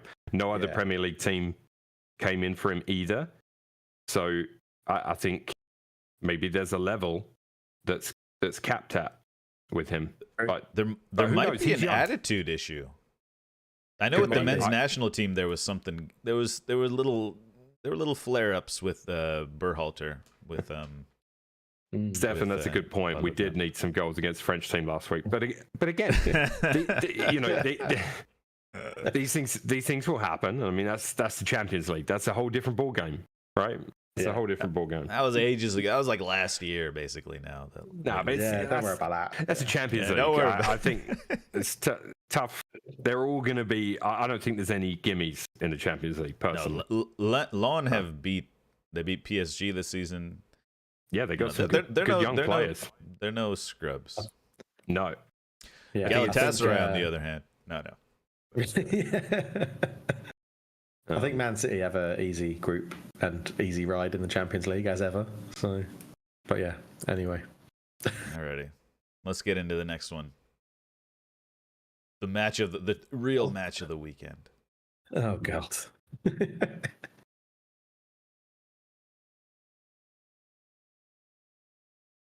Scott McTominay scored twice in injury time as Manchester United beat Brentford 2-1 to breathe some life into their Premier League season. United sit currently, I believe, 10th place in the Premier League after a pretty poor start, 2 consecutive European campaign defeats. Also, we've come into this last weekend's game on the back of 4 losses in 5 home games. So heading into the international break, this is a pretty crucial win. Cultured, how relieved are you that we got the win? Yeah, I'm very relieved. It was a pretty rubbish game. To be honest, game. It was a horrible game to watch, to be a fan of one of the teams. I can't imagine Brentford fans have come away definitely not coming away from it thinking it was a good game. But very relieved. It needs to be the turning point. It's been said numerous times on numerous medias and stuff like that, but it needs to be the turning point. It needs to be the focus. And I think it's going to show to Ten Hag that not always picking your best quality players is key. I think you do need a bit of, a bit of passion from the boys. That's what you need to see. People that run and do the passion and have that love of the club in there. I think you do need that. But it was the first time we've ever come from a losing position after the 90th minute and won, which is really strange. So yeah. in the league, and which is really odd because I thought we've done it quite a few times, but we haven't. We've always scored before the 90th to equalise and then won it after the 90th minute. And it also wasn't like 15 minutes of extra time. It was only 4 minutes of extra time too, right? So yeah. I mean, I'm sure a lot of those records will be broken as we get 15 minutes of extra time or whatever. But yeah. But I think it was an interesting game. I touched on the Arsenal Man City game saying it was a good tactical battle. I don't think this was. I don't think this was a tactical battle. It was just a battle of attrition. It was a war of attrition. It was who could not be the worst for the longest. I think there was a lot of errors from United. There was quite a number of errors from the Brentford players. It was just to not lose the game was massive. To win it was incredible. Like going into the 89th, 90th minute, 1-0 down to Brentford when you've just lost 4 in a row at home, or this would have made it 4 in a row losses at home for the first time to whenever. Brentford had never beaten United since 1919 or something.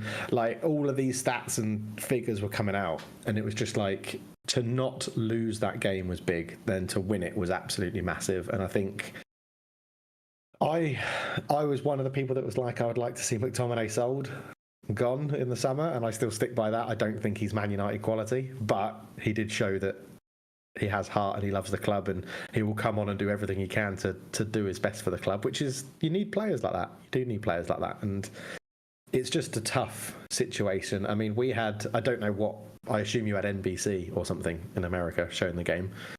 Yeah. And I don't know who your commentary, punditry team is. So the commentary team in Singapore, we have the Premier League commentary. So whoever is doing the commentary for the official Premier League feed, that's who we get. And then punditry, we get a mix of different ones occasionally. In this game, we had Peter Schmeichel doing it. Oh, nice. One of the official Premier League ones. He was incredibly critical of Andre Onana for the goal. Like really quick. He was like, he doesn't jump, he just sort of falls over. His body motion's all in the wrong direction for Brentford's goal. He's working, all of his weight is all wrong. He doesn't know if it's a coaching issue or if that's just Onana's confidence. It was really interesting. If you can find a clip of it, because I think it's the official Premier League one that we had for that, and Peter Schmeichel was a part of it. So I think find it. I think you've been planted by Manchester United to say these things, because you sound like a drone right now. Oh, really? Okay. You sound like a droid. Okay. Your your connection's all robotic right now. Hold on. But I understood everything you said. Milo, did you understand everything? I think so. That's why I just jumped in to just kind of slow down, maybe it'll recover in a second, because it seemed like it was about to. It's okay. Oh no, it's not very. Back very quickly. Yeah, give that a try real quick. Schmeichel on commentary. Right, let's try that again. All right, let's try that. Is that better? No. All right. I'll talk about the game a little bit, and then we'll see. Maybe it'll recover in that time. Okay. Yeah. No, but sometimes it looks good, but it might peter out in a sec. So I'll just comment on kind of what you mentioned. One thing you said that I liked was we don't need all of our stars playing, right? And I think that's a big thing. This weekend, Zlatan spoke to Piers Morgan, right? And he brought up some points about Ten Hag, talking about, Ten Hag coached at Ajax. He didn't have to deal with big egos, didn't have to deal with big stars. And it kind of speaks to what you said about, sometimes you don't have to play your best players or your star quality players in order to get results. And I think that's what you get with Garnacho, at least now. His ego hasn't inflated to the point where he thinks he's Ronaldo, like our number 10. But he still works his socks off on the wings. He plays a specific role that Ten Hag wants from him. He's not doing whatever he wants like Mr. Rashford. So when Rashford came off, and by the way, Casemiro came off at halftime, and Ten Hag very bluntly said, we wanted to play more football, right? Those are the words he said. But he went on to say, I wanted more passing, possession, et cetera, with Eriksen. So, you mentioned we don't need the stars on it. That's the exact points I had written down was without Casemiro, without Rashford, these two guys who last year basically carried our team, literally. Casemiro carried us in midfield. Rashford carried us on the attacking front. So without these two in the team, I thought it was very impressive that we were able to. I mean, I don't think we played that much better, to be fair. I thought we did play a little better, at least in midfield. Garnacho was still trying to get past his man on the wing, but pretty miraculous that we somehow got away with the win there. And I thought Amrabat did really well. Yeah, sorry, it sounds like you've recovered. So go ahead. Is that better? Am I better? Am I back? I think so. Much better you seem right to now. be good. We'll see how long it goes for. So I think Amrabat did well. I think it's what we wanted to see, right? Him in midfield and doing what he does. I think Mount had a decent game. I like Mason Mount. He works hard. He does what he's there to do. He wasn't bought to score goals I think he was bought to score some goals and get some assists, but he was there for his transitional play and winning the ball back high up the pitch. That's what he was bought for. I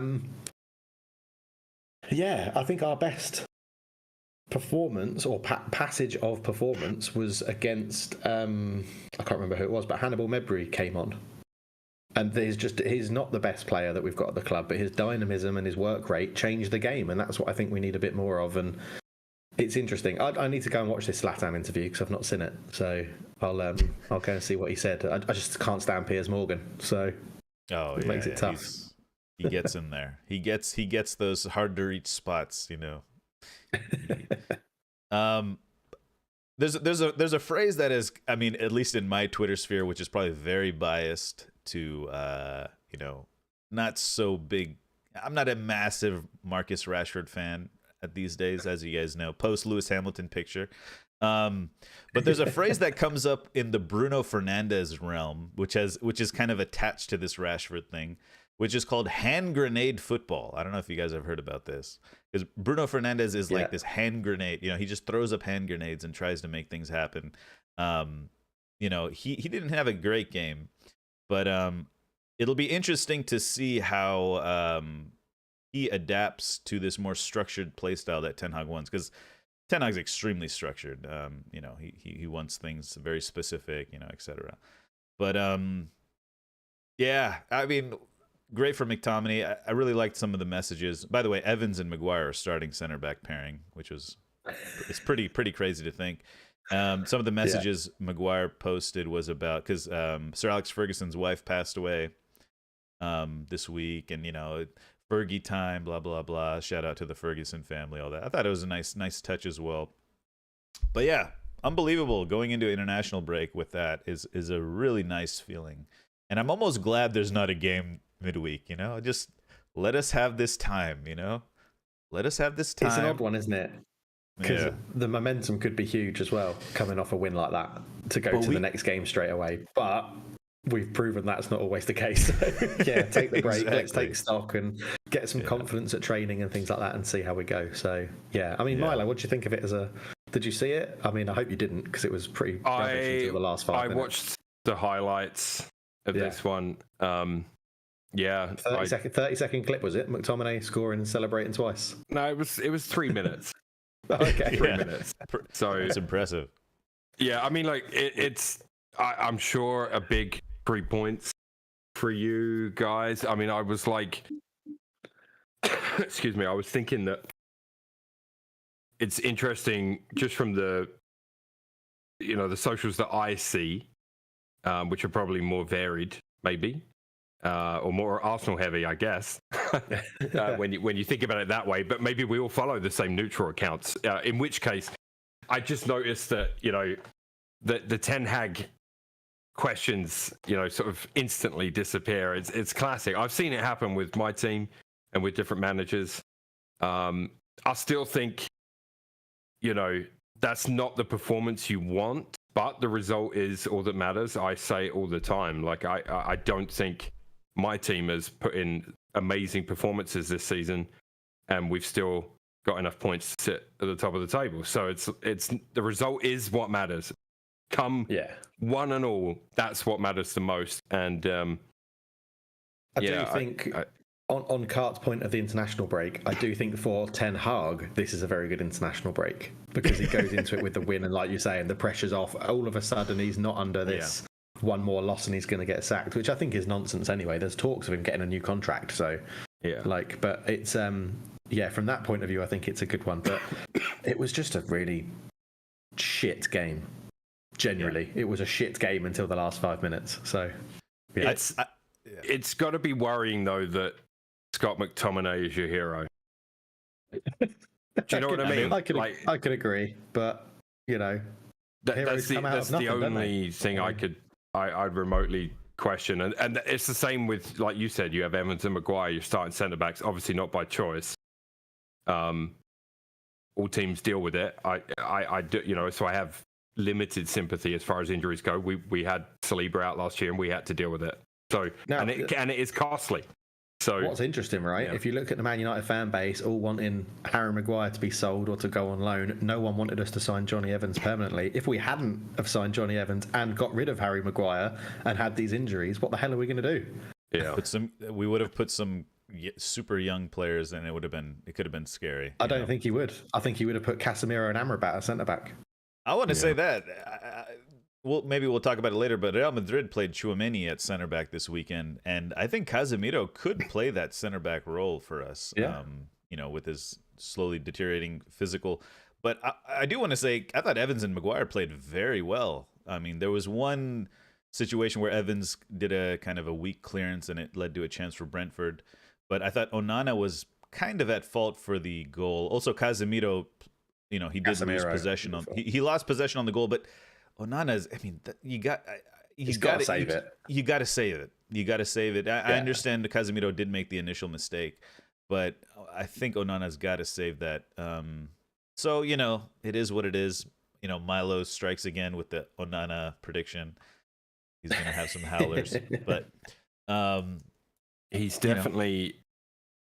I told you, he reminded me of other eccentric keepers, and they do.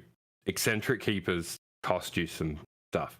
You just have to hope. And you can tell his confidence is completely shot. He's not sweeping up. And I was chatting to a friend of mine actually in the UK, and he was like, it looks like ever since he got lobbed in pre-season, that completely ruined his confidence. He's not come off his line. He's not sweeping up. He's not playing long balls like he did in pre-season. It's really strange. He does but he also has a history. Like I don't want to.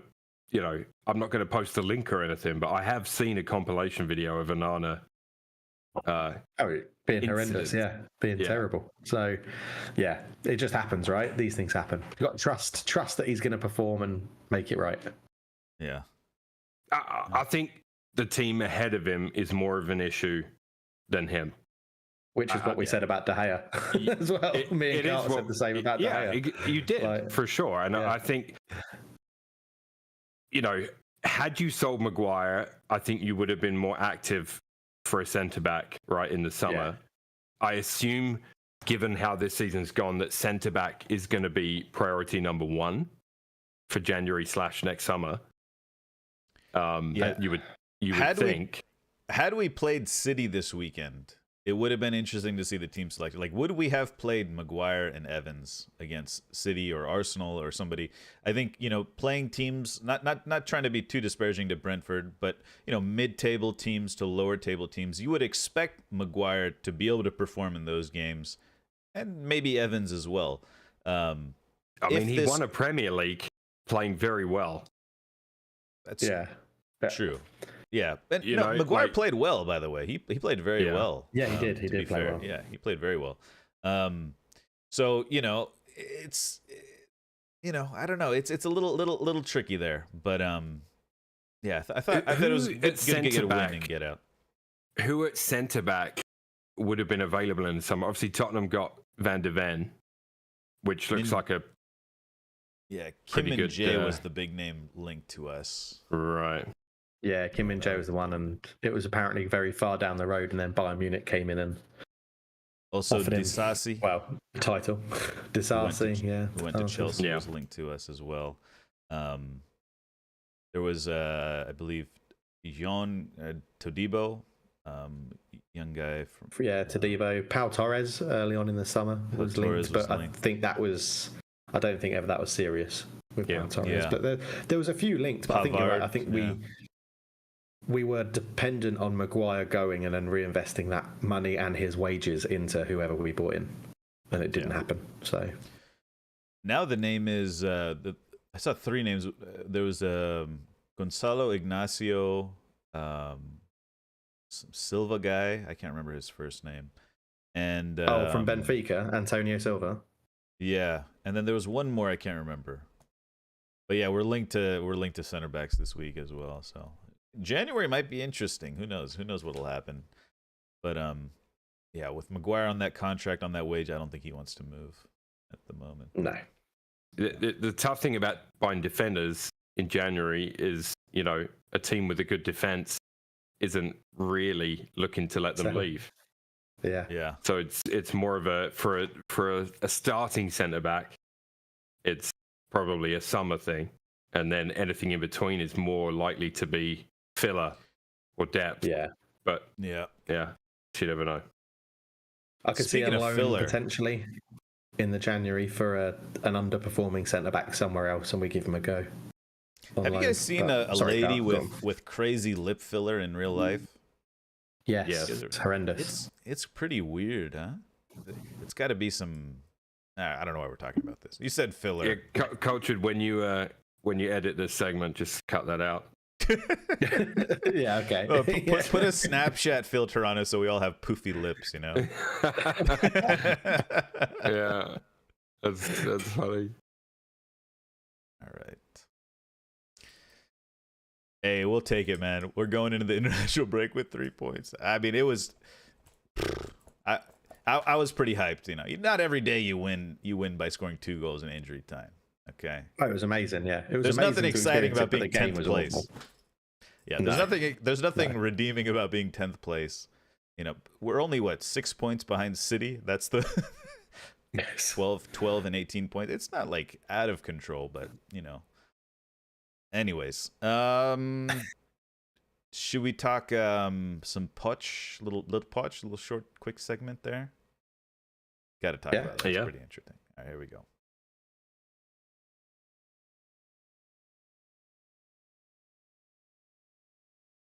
Welcome back to the 91st minute. Please remember to subscribe on YouTube if you're watching and follow on all socials. This week, VAR had an interesting series of events. We got to hear some audio from the Liverpool Spurs game, which was quite interesting. I'd like to get your guys' take on that. Pochettino this week said, "I trust the car, but the driver, that is the problem." And I think that sums up my personal feelings about the whole situation with VAR. first, let's talk about that audio, okay? Let's talk about the audio. Last week, we talked a little bit about how we felt about Liverpool getting kind of screwed over, and I think we all have sympathy for Liverpool and etc., which doesn't come easy, from a United standpoint. I don't, maybe from Arsenal standpoint, it's a little easier. But what were your thoughts and feelings about that audio, what were your thoughts and feelings? I mean, it just confirmed everything I said about the incident last week for me. The audio is laughable. It's laughable. It's hilarious. Ludicrous. It is hilarious. Hilarious if you're not involved. Sure. Right. If you're a Liverpool fan, it's definitely not hilarious, I'm sure. Yeah. It is just, just listening to the conversation on that end where one of them's like, well, no, just tell him, just next time it goes out of play, no, we can't. It's done. We can't. Decisions can't made. do anything. Like this utter bollocks, because we all know that you could, and in good conscience, you should. So that's, it didn't change anything for me. It's still dumb. So dumb. To the letter of the law, they didn't do anything. I mean, you can't stop the game, which is the problem, in my opinion. Culture, what did you think? I think it was absolutely. I think if I was a Liverpool fan, it's ludicrous. From outside of being a Liverpool fan, it's hilariously bad, right? It's just shocking. Like Mordecai's written in there. It's in the chat. The fact that the tech, who isn't a referee, was like, "Are you sure? Like, are you sure this is?" He's flagged it, and then it's just like, and then it sums up with the last word, right, where it's just the expletive very loudly, like at the audio. Sorry. It's just like, I'm not laughing at Liverpool, by the way. Like, it has nothing to do with Liverpool. Absolutely, it's the process that was there, and how you can have that without. It's weird because at the end of the day, it is only football, but there's so much money in football that you'd think that they would have had processes that clarify and catch these sort of things that work. It's like, I work in a safety field at work, and you have to repeat things to make sure people have understood it when it's a critical thing, right? And it happens in nuclear and radiation and stuff like that. It's like, oh, I'm doing this, and they repeat to you, okay, you're doing that. This was just so relaxed and blasé about it until they realized that the game had restarted with a free kick, and then it was like, oh shit, we're in the wrong here. I do want to say, I do kind of like the process. I liked seeing the process, and I do feel slightly optimistic about the process that was taken.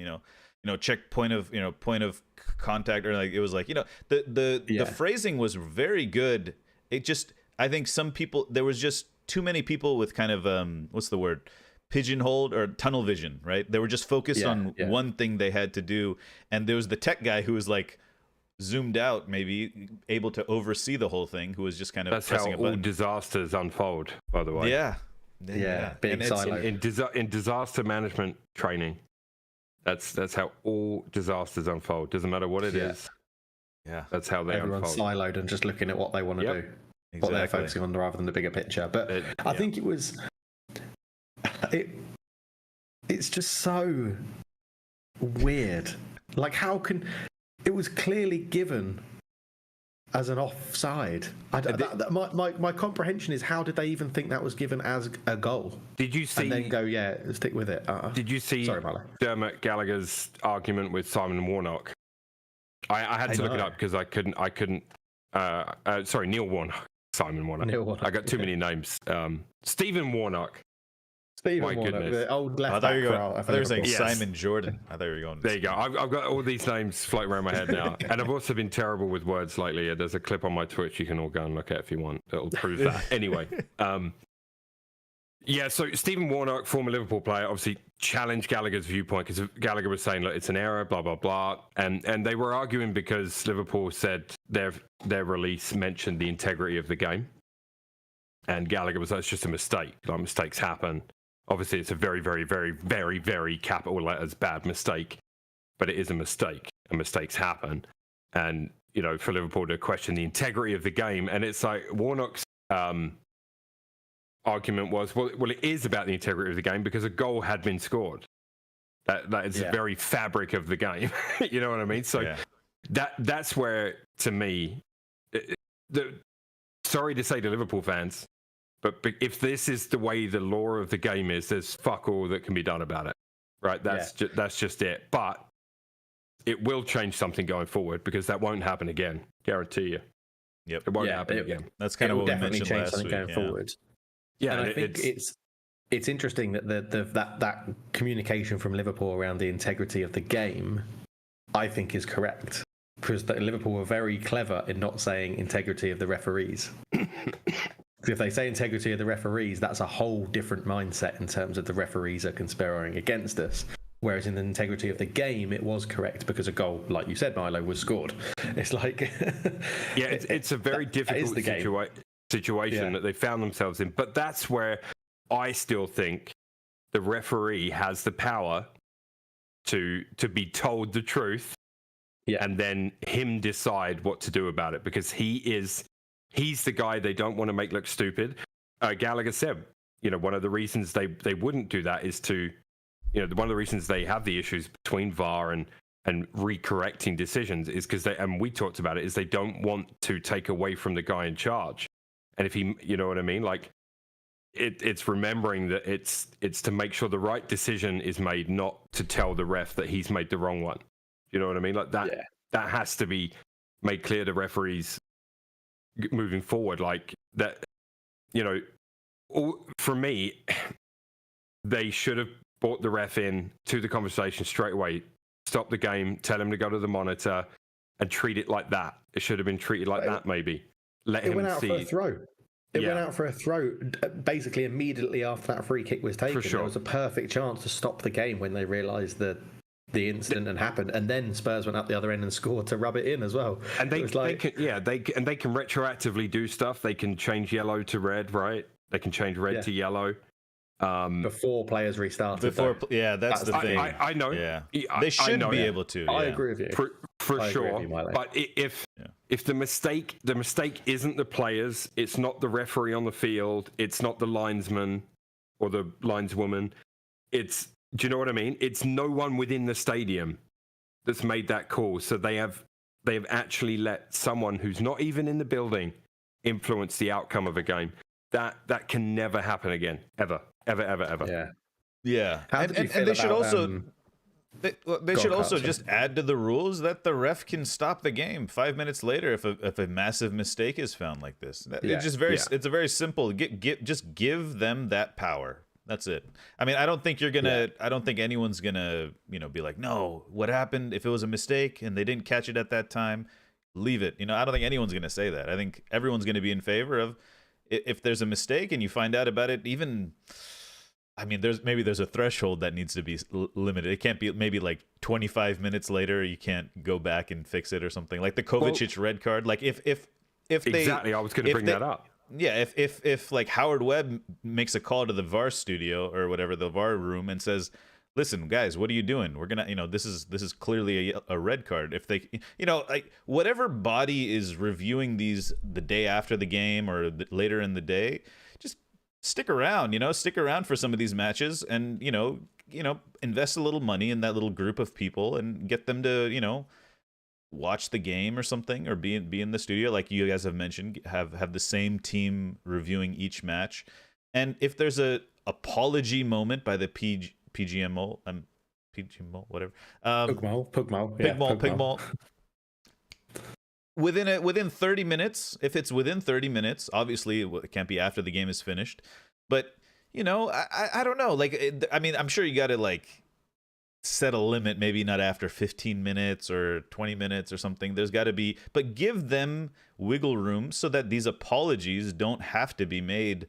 And you can pay them back in the moment. Sure, you won't get those 15 minutes of football back, but it's better than the rest of the duration of the game. I would suggest any big error like this, to this level of error, is picked up as quick as they picked up this error, which generally means the next time the ball goes out of play, which in football could be 5 seconds to, I would say, a minute. I think the ball goes out of play on average pretty regularly from set pieces and things like that. You can stop the play. Yeah. unless you're Pep. But you can stop the play, and there's normally a good time, right? Even if it's back with the goalkeeper and the centre backs, and you'd just be like, oh, they've said I might have made an error, so pause the game. And if it's not an error, we're just going to drop the ball where it is right now and continue play from where head it is. injury, just like they do for head injury or something. Just like they do for a head injury. I'm like, I don't understand why that isn't a thing, but it's not in the rules. The rules have got to change. Yeah. And, hopefully it gets better. But it was, it was. What did you think about them being like, Des?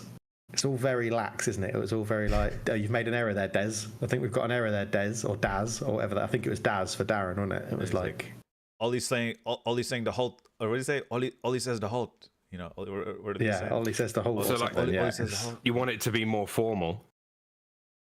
I think it should be. I think it should be a bit more like you the don't want process it where they check the goal. You don't want to think it's a group of pals up there having a laugh. I get that, but then it would take forever if they were like Mr. Matthews, like Mr. Well, you don't. Mr. I just Referee. don't think you need to have that buddy relationship. I don't think that they should assign them colours like Reservoir Dogs, like Mr. Green. Yeah, Mr. Blue. But it's like I said last time when we were talking about it. It was like I think VAR should be an independent body that isn't involved with the refs. So there isn't this buddy pal system. Yeah. It is just like checking goal. Okay, on-field referee is correct. Get on with the game. There's no names. It's just very blunt. This is how it works, and this is what it does. I'd love to, just imagine the next game. They're like, you just know the whole team were like, is the decision a goal on the field? Yes, it is. Okay, goal. You know what I mean? Like, Well, you can just imagine. like. I think That's what they it should have be changed like. some of the language they use now. They have to.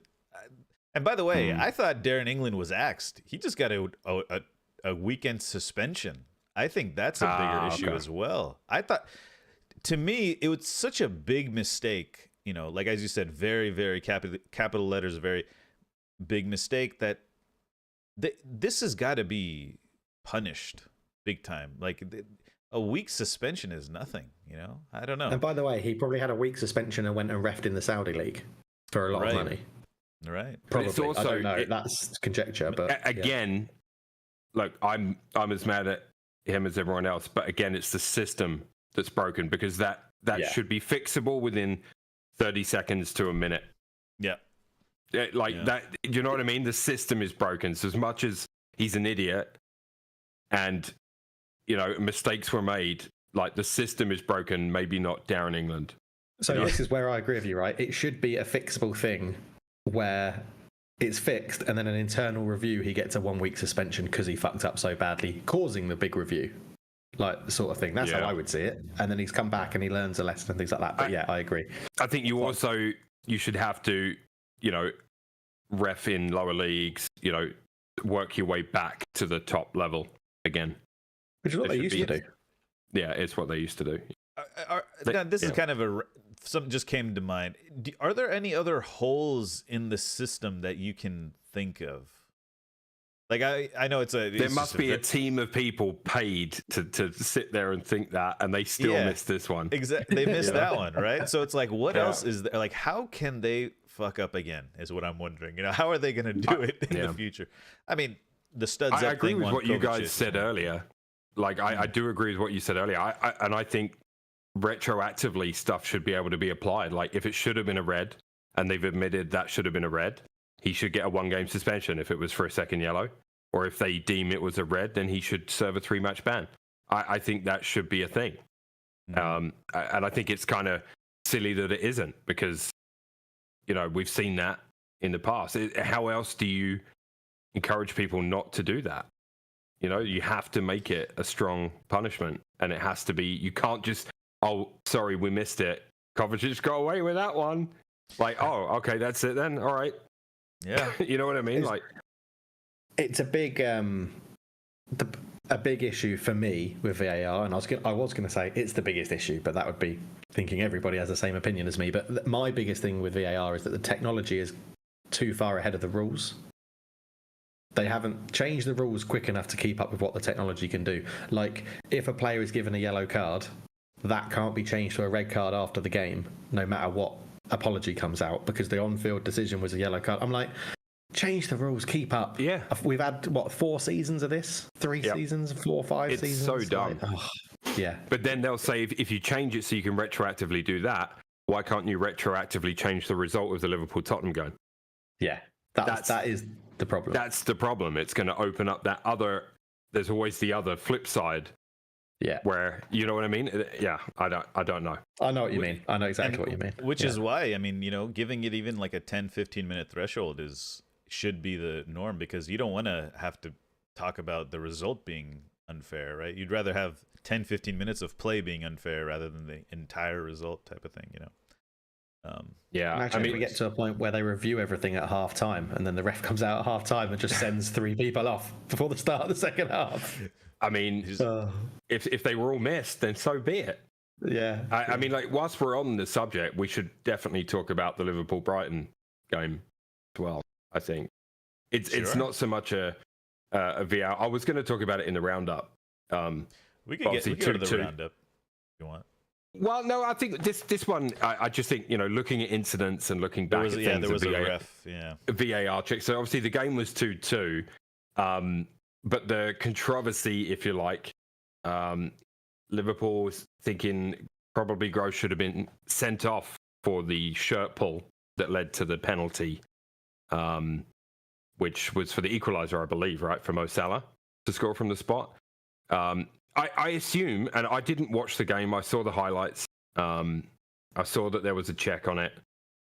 Now, are they claiming it should have been a red because of the last man? They're claiming it should have been a red because it was a denial of a goal-scoring opportunity, and the player didn't make a genuine attempt on the ball. Gotcha. So if it was a genuine attempt on the ball, then it should have been a yellow card. But they gave a yellow card, and I think they argued that he wasn't in possession of the ball, so it wasn't a dogzo. I think that's what they were claiming. What from a football point of view, I think a yellow and a penalty is enough for that incident. Had he gone through the back of him, like, leg breaking tackle, different story. Yeah. But given the shirt pull, and I think a yellow and the penalty is enough personally. But I don't know what you guys think. I agree. I think that's enough. Yeah. What I think doesn't matter, obviously. Yellow and penalty. Yeah, it's happened, right? So I think my opinion is a yellow and a penalty. That's what I'd have given. Say that's fair. What is the correct, what do you think it should have been, and what is the correct ruling? I think the first thing is, okay, I think it should have been a penalty and a red. To put it just to answer the question. But I also want to just point out that, fouls like this, it was quite, there was a clear pull, but there's been other fouls like this that have happened and haven't gotten called as well. These like the Cucurella hair pull. Well, that was okay. Look. This is gonna sound real bad coming out of my mouth, but Haaland was kind of pulled down by Gabriel in the Arsenal game. Okay, I don't want to, I'm not trying to, start anything here. Yeah. I'm just saying it was a similar situation, and there was just no call there, at all. There was just, Gabriel clearly just took out Haaland. Haaland went down, maybe because he's a big guy or whatever, and it wasn't. So I wouldn't say the Szoboszlai foul was that unclear. There was definitely a pull. It was a foul, but it should have been a red, and it was a denial of goal scoring opportunity and a penalty. Yeah, for me. But I just wanted, this one was far clearer than your other example. It was clearer, with VAR, I don't know. It was the right call. Sorry, that's my Twitter feed getting into my mind. This is a tough one, right? Where it's part of the denying of a goal scoring opportunity, but it's also that double jeopardy thing that they've said, right? Where you can't. A punishment enough should be a yellow card and a penalty, because the XG of a penalty is so big they're going to score anyway, generally. So it's double jeopardy, that you don't want to ruin the game by red carding someone for something that isn't as brutal as Milo said, going through the back of him and potentially breaking his leg. There has to be a that's difference. why I think. Yeah, that's why I think a yellow card and a penalty was correct. Like there has to. But again, it's if you're the last man, I'm expecting, you know, the last man scenario is another one that brings up a lot of questions, right? This one is not that. This is dogs, right? So last man is often a one-on-one. You know, they're through on goal and they're brought down from behind or something. That should be a red historically, and we've seen those not given. Rio Ferdinand. But like, you know, it's it's just one of those things again where there has to be a difference though. Again, the and who decides that difference? That's the thing. See, for me, it's there doesn't have to be a difference. Well, no, the defender pulls the shirt. That is a problem. That is the problem. It is. Yeah. And that's the issue. So what if this is obviously complete hypothetical? Instead of same scenario, exact same body positions, but instead of a shirt pull, he stabs him with a knife. Okay. You'd is want he the pregnant? punishment. No, sorry. No. You would want the punishment for the stab to be more than the shirt pull, right? That's the extreme end of the scenario is what I'm saying. Like there needs to be a different level, surely. So okay, I see what you're saying. Like a straight red card 3-match ban wouldn't be. It's not the same. Yeah. You see what I mean? Enough. Like, yeah. Because right now it's if you get a straight red card, it's a 3-match ban. Three match ban. So they could do like a straight red one match ban. I guess they could review that and do that. Yeah, I would agree with that. Yeah, that's a good point. It's just something that you know, because there is different levels to it, but at the same time, you want the rule to be followed, which I get that. We want to take the gray area out, but then there is some that will sneak in. So it's I wonder if that plays into the referee's decision making at the time, what you're talking about, Milo, right? If they're like, "Oh, this is harsh for a 3-match ban, but it's a 3-match ban," you know, like that type of thing. I don't know. I don't know. But yeah. I think penalties are always tough for referees because most penalties are denying a goal scoring opportunity, which should be a red card, but you've also given the penalty, which is why they introduced the double jeopardy rule, which was if you're not actively attempting to completely take a player out off the ball, basically. I do think the yellow card was correct because I think you have those shirt pulls all around the pitch. And you are trying to get the ball, but I don't know. The more I think about it, the more I don't know. So. I mean, I'm gonna go back to my thing I've been saying for a couple of years now. Strict rule. You have to punish poor defending, and pulling shirts is poor defending. Yeah, and that's true. I mean, I would have loved to rather see Soboslai take a chance. The keeper was right there. He could have very well just stopped the ball. It was a bit of a scrappy situation for the goal to happen. So I think that's why it wasn't maybe that they said it wasn't a denial of a goal scoring opportunity, right? So, Anyway, but yeah, interesting stuff. Yeah, good points. Yeah, good discussion. Yeah, ref. I mean it is what it is. It's just part of the game now, refereeing controversy. That's just part of the game. I've never wanted to be a ref, and I don't want to be a ref even more. No. I actually it's under such a would like to be a ref. I would actually I actually emailed someone last fall. But I don't know, it feels weird. I don't know. I don't know how it works. I feel like I'm too old. I'd like to give it a go. No, you could 100% go do it. There are obviously I'm coaching youth football, right, on Sundays, and the referees are a mixture between literally kids, like 16-year-old. But there is a cutoff. I think it's 16 here. So I think 16 and up, they can earn a few bucks per match or whatever on the weekend. So sometimes you'll get a team of like 3 youngsters, like ref and linesman. Sometimes you just get a ref and you have to supply lines persons. And then other times it's like a official team from a higher division that just happened to have been assigned your game, There was one super serious Italian ref the other day, and I was like, all right, listen, mate, you're not You're not Kalina. You want to be, It's not the World Cup final. but you're not. Like these are 13-year-old kids. Like, you might want to, calm the fuck down. But yeah. Alrighty. Yeah, I'd say go for it. If it's something you're interested in remotely, and you have the time or the will to do it, I would say give it a go. Because it's not like you don't have to do it forever. If you don't like it, you could say, I'm not doing that anymore. Yeah, I would be interested. It'd be interesting to do. We'll see. Yeah, it's all up to time. Should we do a little roundup? Yeah, I wish it was little. It's well, how about this? Do you guys have a player of the week? We could squeeze that in real quick. Let's do the roundup, because I'll skim through it quick. We have a lot. We have a lot too. We can do player of the week as well, though. Okay. Yeah, do roundup and then player of the week. Yeah. Are you, Miley? You good to introduce this one? Yeah. Yeah, just point at me when it's.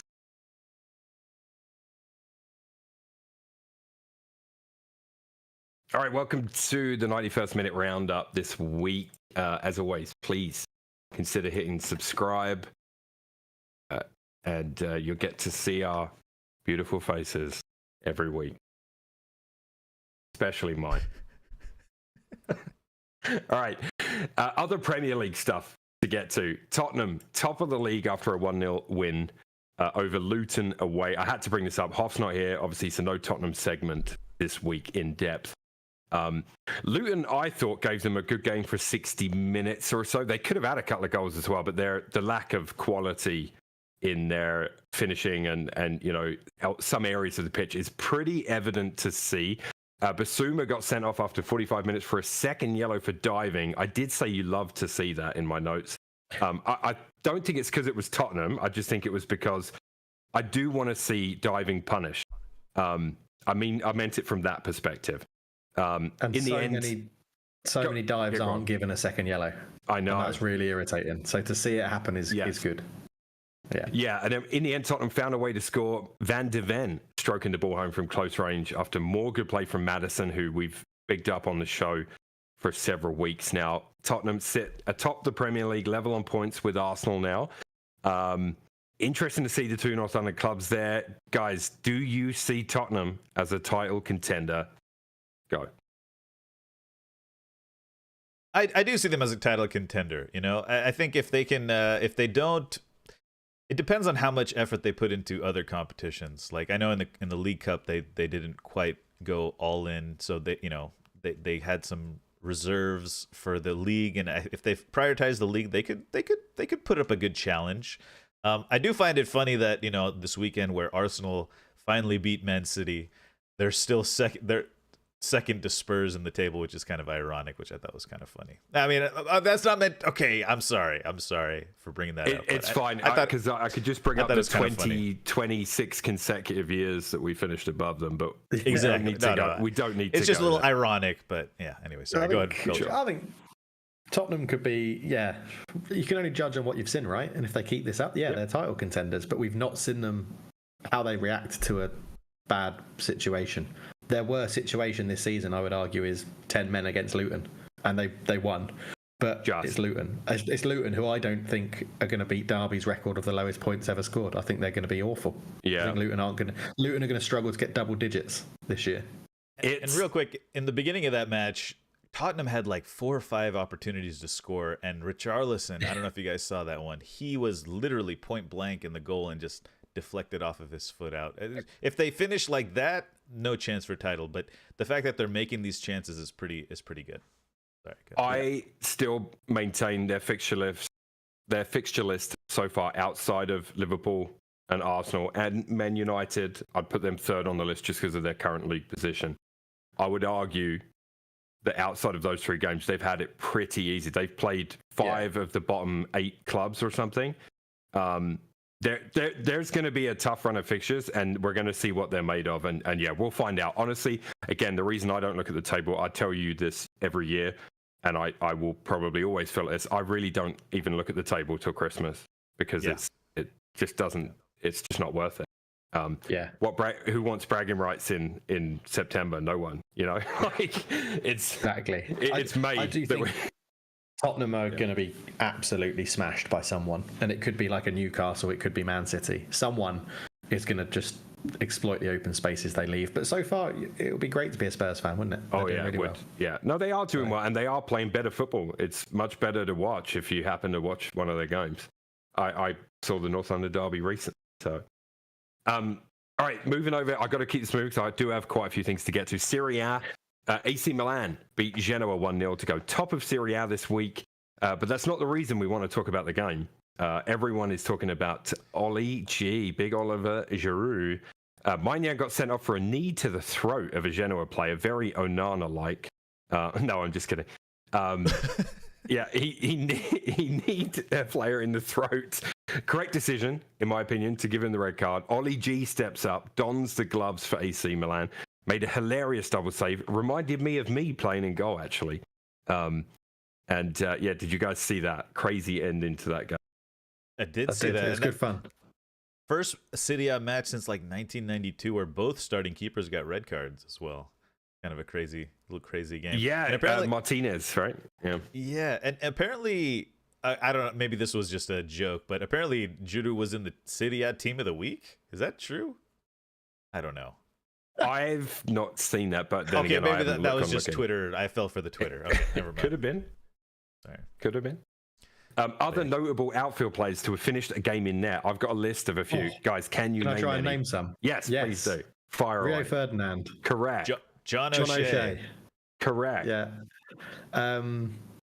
Harry Kane. Harry Kane. Correct. Harry Kane. I've got 3 more on my list. Is this Premier League only, or is it? No, it's not, and there are more than 3 as well. But I just happen to have 3. Zero in chat says Kyle Walker. Correct. Kyle Walker. Yes. John Terry, he says that is another correct. Well done. I was just looking at something about this. And the most infamous of them all, guys, Pele, who finished a game in goal after scoring a hat trick. He went in goal. This was in Brazil, and apparently was amazing in net afterwards. Of course he was. Yeah, of course he was. Inter Milan, on the other side of Milan, they could only manage a 2-2 draw with Bologna, so they sit second now after their blistering start to the campaign. Lautaro Martinez was the bright spot for them. Fantastic strike for Inter's second. Takes him to double figures already this season. Only the third player in Inter history to reach double figures in 8 matches. I won't ask you to name the other 2 because it's not Crespo or anyone like that. It's Giuseppe Meazza in 1935 and Antonio Angelillo in 1958. So I thought we might be here a while if I asked you to guess. I reckon I would have got both of them. Okay. Under pressure, Roma boss Jose Mourinho saw his side win 4-1 away at Cagliari. A lot of talk this week about him getting the sack if Roma don't improve, maybe even if they didn't win that game. Guys, where does Mourinho go if it doesn't work out at Roma this season? Where's he off to next? Back to United? Question mark. Well, he's apparently got some job in Mexico. He's like the technical director of some club in Mexico now. Yeah, apparently. So there was comes with a beach villa, probably. Nice. Yeah. Saudi. Yeah, I could see him going to Saudi as well. International management's also there. You know, maybe is he getting to that age? I don't know if he's 60 plus yet. No, maybe not. I don't know how old. True. Yeah, I don't know, but yeah, so definitely a story to keep an eye on in Serie A is the Mourinho. And it's just funny because it's got to the same point it does at every club. You could literally follow that cycle of what happens when Mourinho joins. There's joy, there's that style of football, and it just deteriorates in the dressing room and in the boardroom until he's gone. You know, when you sign him, you almost sign like a script. You know, you just buy the script for a 5-year script for our club. We know what's happening. We know where it's gonna go. It's gonna be good PR. We'll be relevant. You know. Yeah, it's a tough one. But yeah, I'm glad we've never gone there. I really am. But yeah, so over to La Liga. Barcelona could only manage a 2-2 draw with Granada, going down 1-0 inside a minute. 2-0 shortly after. Cartwheel's boy Lamine Yamal grabbed one of the goals to drag Barcelona back in. Sergio Roberto getting the other. Yamal became La Liga's youngest ever scorer at 16 years old and 87 days. All the talk is, are Barcelona poor defensively? That's the talk of the town in La Liga. What do you guys think? They can look flat. They can look flat. Yeah.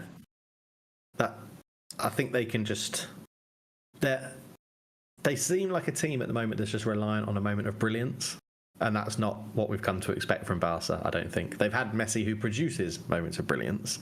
But I think they are quite poor defensively and they're reliant on someone further up the pitch doing something good. But I don't know. Stefan will know more, won't he? And I just want to add, United Loanee started at left back playing against Lamine Yamal. Alvaro Fernandez was started for that match. He looked really good as well. Yeah, I didn't quite get to see the entire game. I saw the highlights. There was a goal at the end that was disallowed. I believe there was a offside. I believe Joe Felix had scored on the far post in the 94th minute, but they disallowed it. But yeah. Tough game. I think they're 3 points. They're in third place now behind Girona and Madrid. They are, yeah. So, speaking of that, Real Madrid topping the table on 24 points. Another 2 goals for Jude Bellingham in a 4-0 win this time over Osasuna. Is Jude Bellingham, this is my question to you guys that I wrote down, is Jude Bellingham the most important player for England in the near future? And can or will Southgate find a way to get this level of productivity out of him for England? Yes, he is England's, I think, most important player of the future. I don't think Southgate will be manager when Jude hits his peak. So I think the next manager will be coming in and try and get that. I don't think Southgate can. I mean, there is no way you can not play Bellingham in the England team if you're serious about England winning football games right now. How could you not play him? He'll play. It'll be him, Rice, and someone. Yeah. But it's whether he gives him that freedom to do what he's doing at Madrid, where he's basically playing as a shadow striker, right? Yeah. Yeah.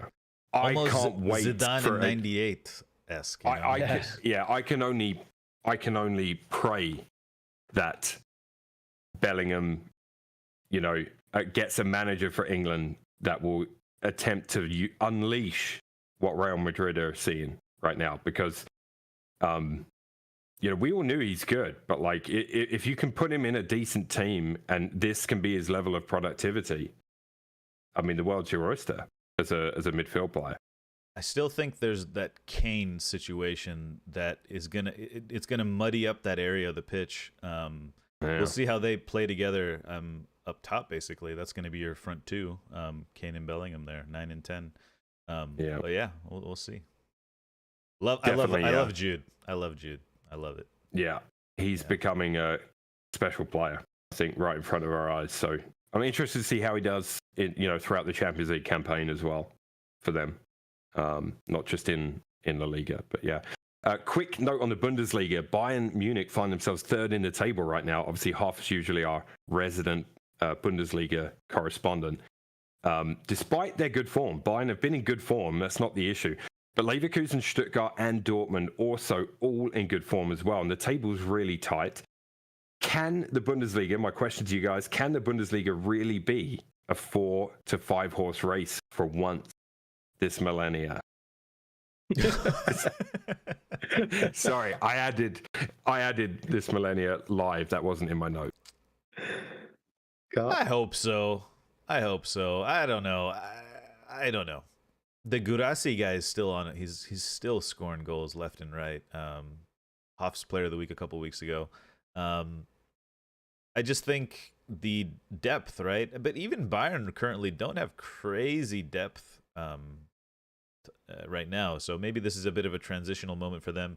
I think Lewandowski leaving was not in their plans, so they're kind of, stopgap with Kane, who's going to do well. But now there's rumors of Alphonso Davies leaving, De Ligt leaving, Lucas Hernandez just left. There's a bit of a transition. Gavenberg going to Liverpool. I don't think everything is exactly as they want it. Tuchel ball isn't exactly amazing. Maybe not everything they expected, but these are transitional moments, or when other teams get chances. So maybe this is that time. Yeah, yeah. It's interesting to see. Go on. They're going to smash it. There's not going to be a title challenge like that consistently goes throughout the season to Bayern Munich. And if there is, and it comes to January, I think they've got the spending power to make sure that doesn't happen for the second half of the season. This is good. I like, we got both sides. I'm trying to give the Bundesliga fans something, and then you just come in with the reality check. Boom. Yeah, which I'd probably leave with you. It's just interesting. I mean, especially the top four. I mean, Hoffenheim they're the only one with an X in their last 5 games. So it's I'm 7 games in. It's still early, as you say. Yeah, easily time for Bayern just to take it over, but certainly looking one to keep an eye on, maybe, because Serie A looked a bit like this last year, and it was kind of a good campaign throughout. So till the Napoli ended up running away with it in the end, but it was towards the end. So Champions League. I want to touch on the Champions League real quick. I don't want to spend too much time there for your sake and for mine. Okay, that's that done. Let's go. We'll start with mine. Yeah, Lens beating Arsenal 2-1. Like, a lot of people said this group would be easy. I didn't scoff at that. I thought it was a decent group to be drawn in. But I don't think there are any easy games. I thought the atmosphere was electric in that game for Lens. And I think they're a good young team. Got some good players that are...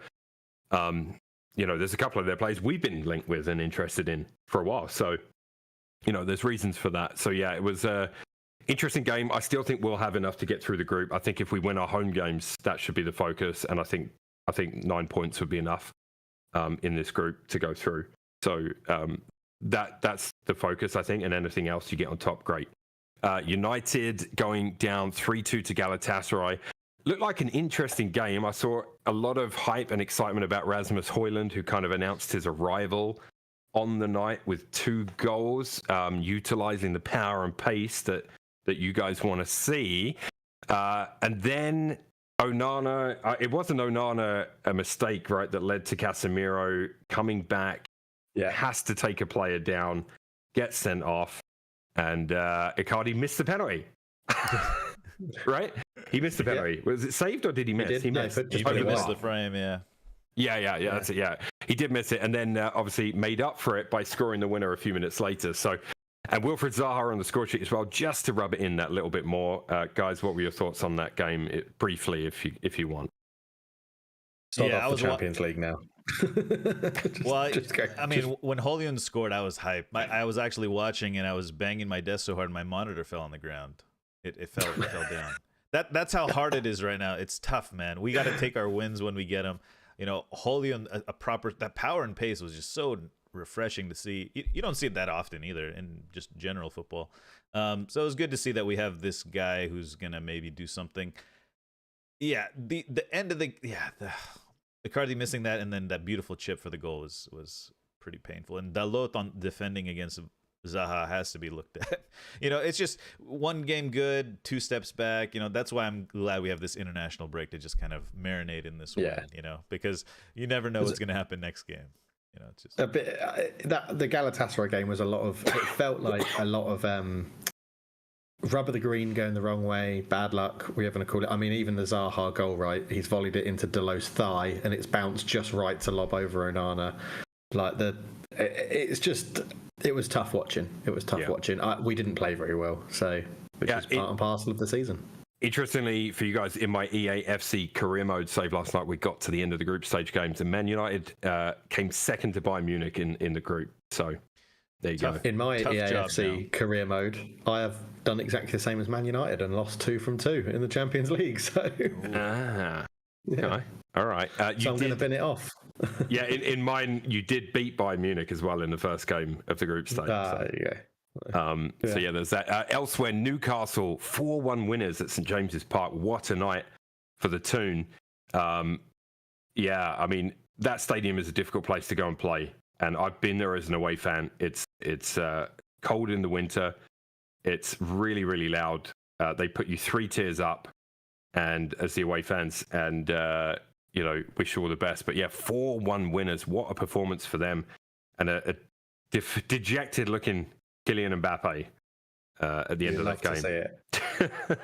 I wasn't able to watch this game live, but some people in Discord were watching, so I hopped in chat to hear the score, and I heard 31 at one point, and so, well, I knew I had to go back and watch the game, even knowing the score, just to hear the atmosphere, and it was great, it was amazing.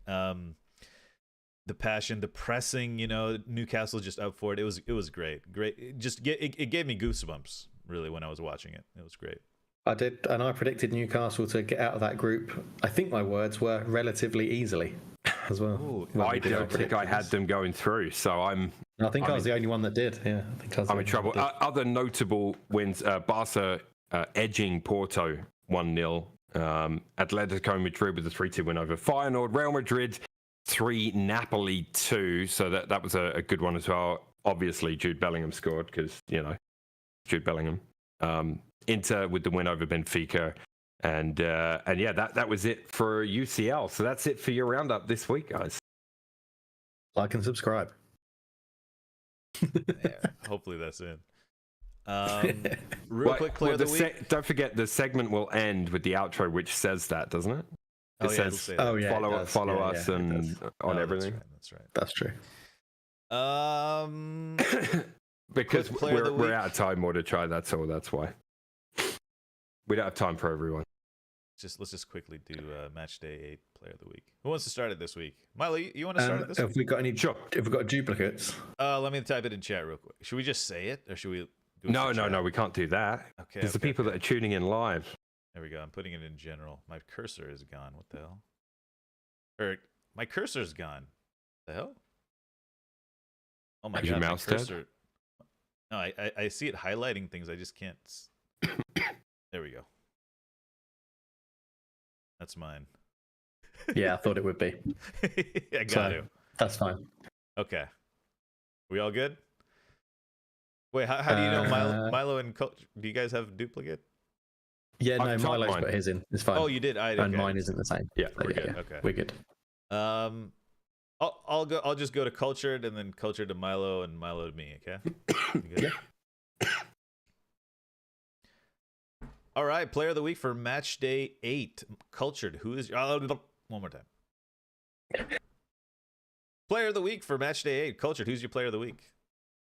I'm going for Tottenham's goal scorer, match winner, Van der Ven, actually, from defence in Spurs. A good game against Luton. Not the toughest of games for him, but 94% or 95% pass completion rate of medium passes, 100% short passes, and a goal as well. I think it's always good for a defender to score. And call me biased because I'm a centre-back. So, Van der Ven. Milo, your player of the week.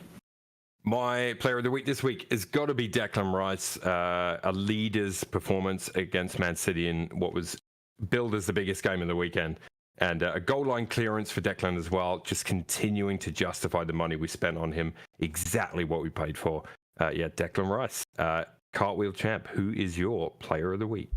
My player of the week this week is none other than Manchester United's match winner, the true Manchester born and bred player of the season, not Marcus Rashford, Scott McTominay. 2 goals in extra time, puts him away, comes on with that real fight, that spirit that we love to see from a homegrown talent, Scott McTominay.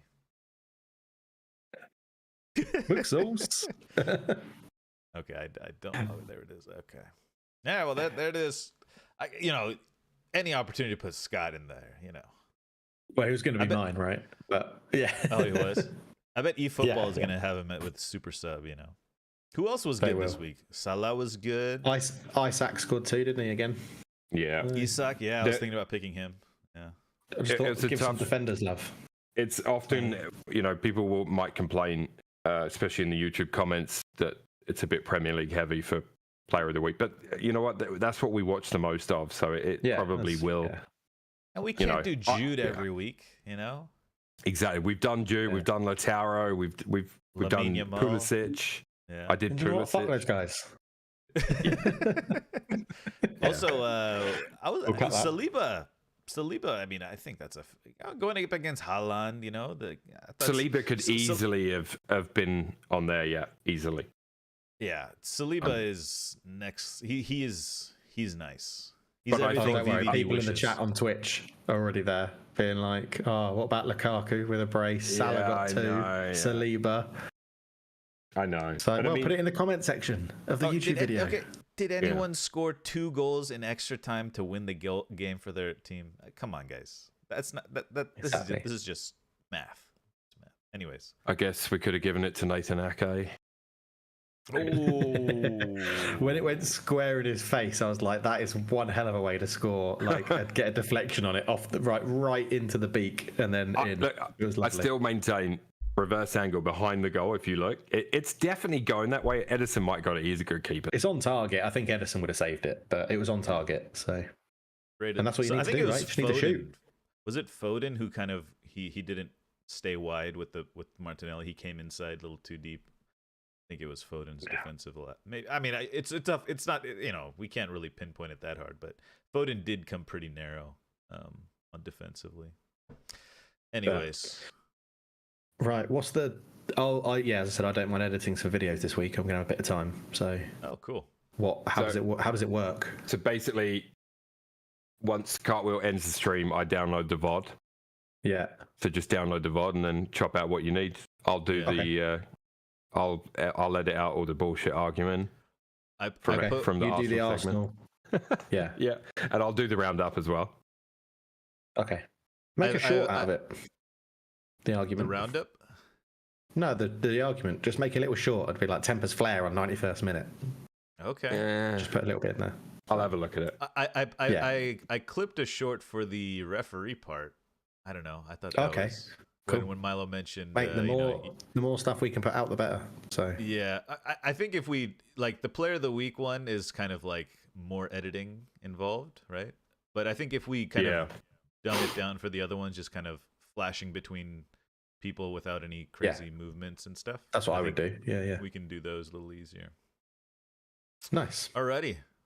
You got one for I'll us? download the VOD. By the way, I drive by this whiteboard and the guy always writes a dad joke on it, right? And this week he wrote he like did some political thing about vaccines. I was like, what the hell, man? I can't look at these dad jokes the same anymore. Ah. Yeah, it was just kind of like, but he does still put dad jokes, but it was like talking about vaccines. I was like, why? Why'd you ruin it? Anyways, sorry, go ahead. That was just unnecessary. What are we doing? Right. Are we doing joke of the week? Yeah. That joke. Yeah. All right. What did the dog say when it sat on sandpaper? Rough. Oh, Nice. That's it. It's a real dad joke this week. Never fails. that was one of the worst. I know. There's been a few. Thank you. I will take that as a compliment. Just gonna say, dogs, animals in general, they're just naked, dude. They're just like out there. They don't. Oh, they got hide fur. No, I mean some dogs some dogs like walk around with their tails up. It's just out there. Like they force you to look Our at dog it. does.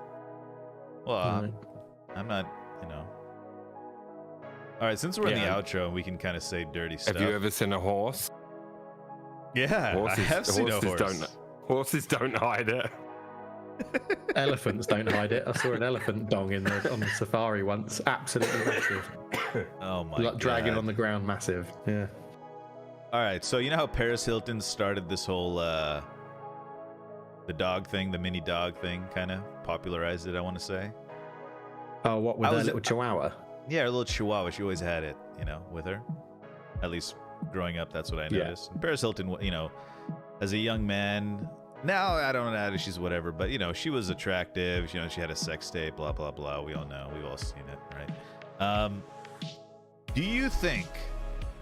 Okay, this is gonna get real dirty real quick. Okay, do you think? I shouldn't say this. Too late. Do you think she used the dog as a,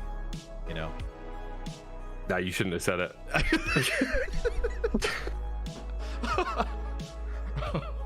No, I don't think she did. You definitely shouldn't have said it. No, I don't think she did. Okay, sorry. What? Okay. All right. I was like 12. No. Good lord. This isn't the outro. Okay. All right, sorry, sorry. On that bombshell. I'm out. Bomb shite. Yeah. Okay, that was too much. I apologize to PETA, I guess. Who else should I apologize? I apologize to women with small dogs. You know, I do not think that when I see you with them at all, ever. Probably Paris Hilton. Should probably apologize to Paris Hilton. Paris Hilton, you know, I apologize to you as well. Okay. All right. Yeah. All right. Okay. But, you know, it's not illogical, but it's not, yeah. Because, okay, another inappropriate thing. We should probably take this VOD down after the show, by the way. You know, you always heard about the peanut butter. What dogs like peanut butter? You've heard about it, right? He's on. He's gone. Yeah, I'm out. I can't. I heard about this dude. Okay, never mind. Okay. God's gone too. I've never done it. Okay? I've never done it. I'm just saying. I've heard about it. It's an urban legend. I know what you're talking about. Exactly. And the logic, when you hear about that as a 12-year-old and you see Paris Hilton with a little car, with a little dog, you know, you maybe think the same And a thing. massive jar of peanut butter. Yeah, she's walking around, chihuahua in one hand and the peanut butter in the other. At 12, I was listening to Blink 182, Take Your Pants Off and Jacket, you know?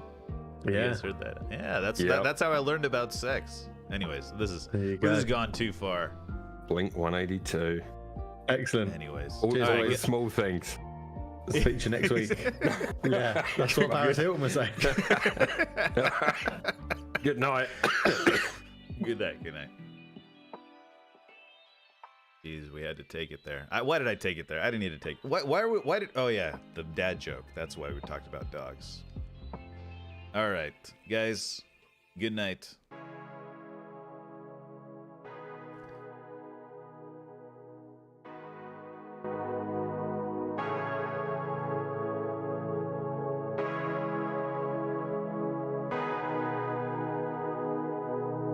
Oh, he was in Player of the Week, huh?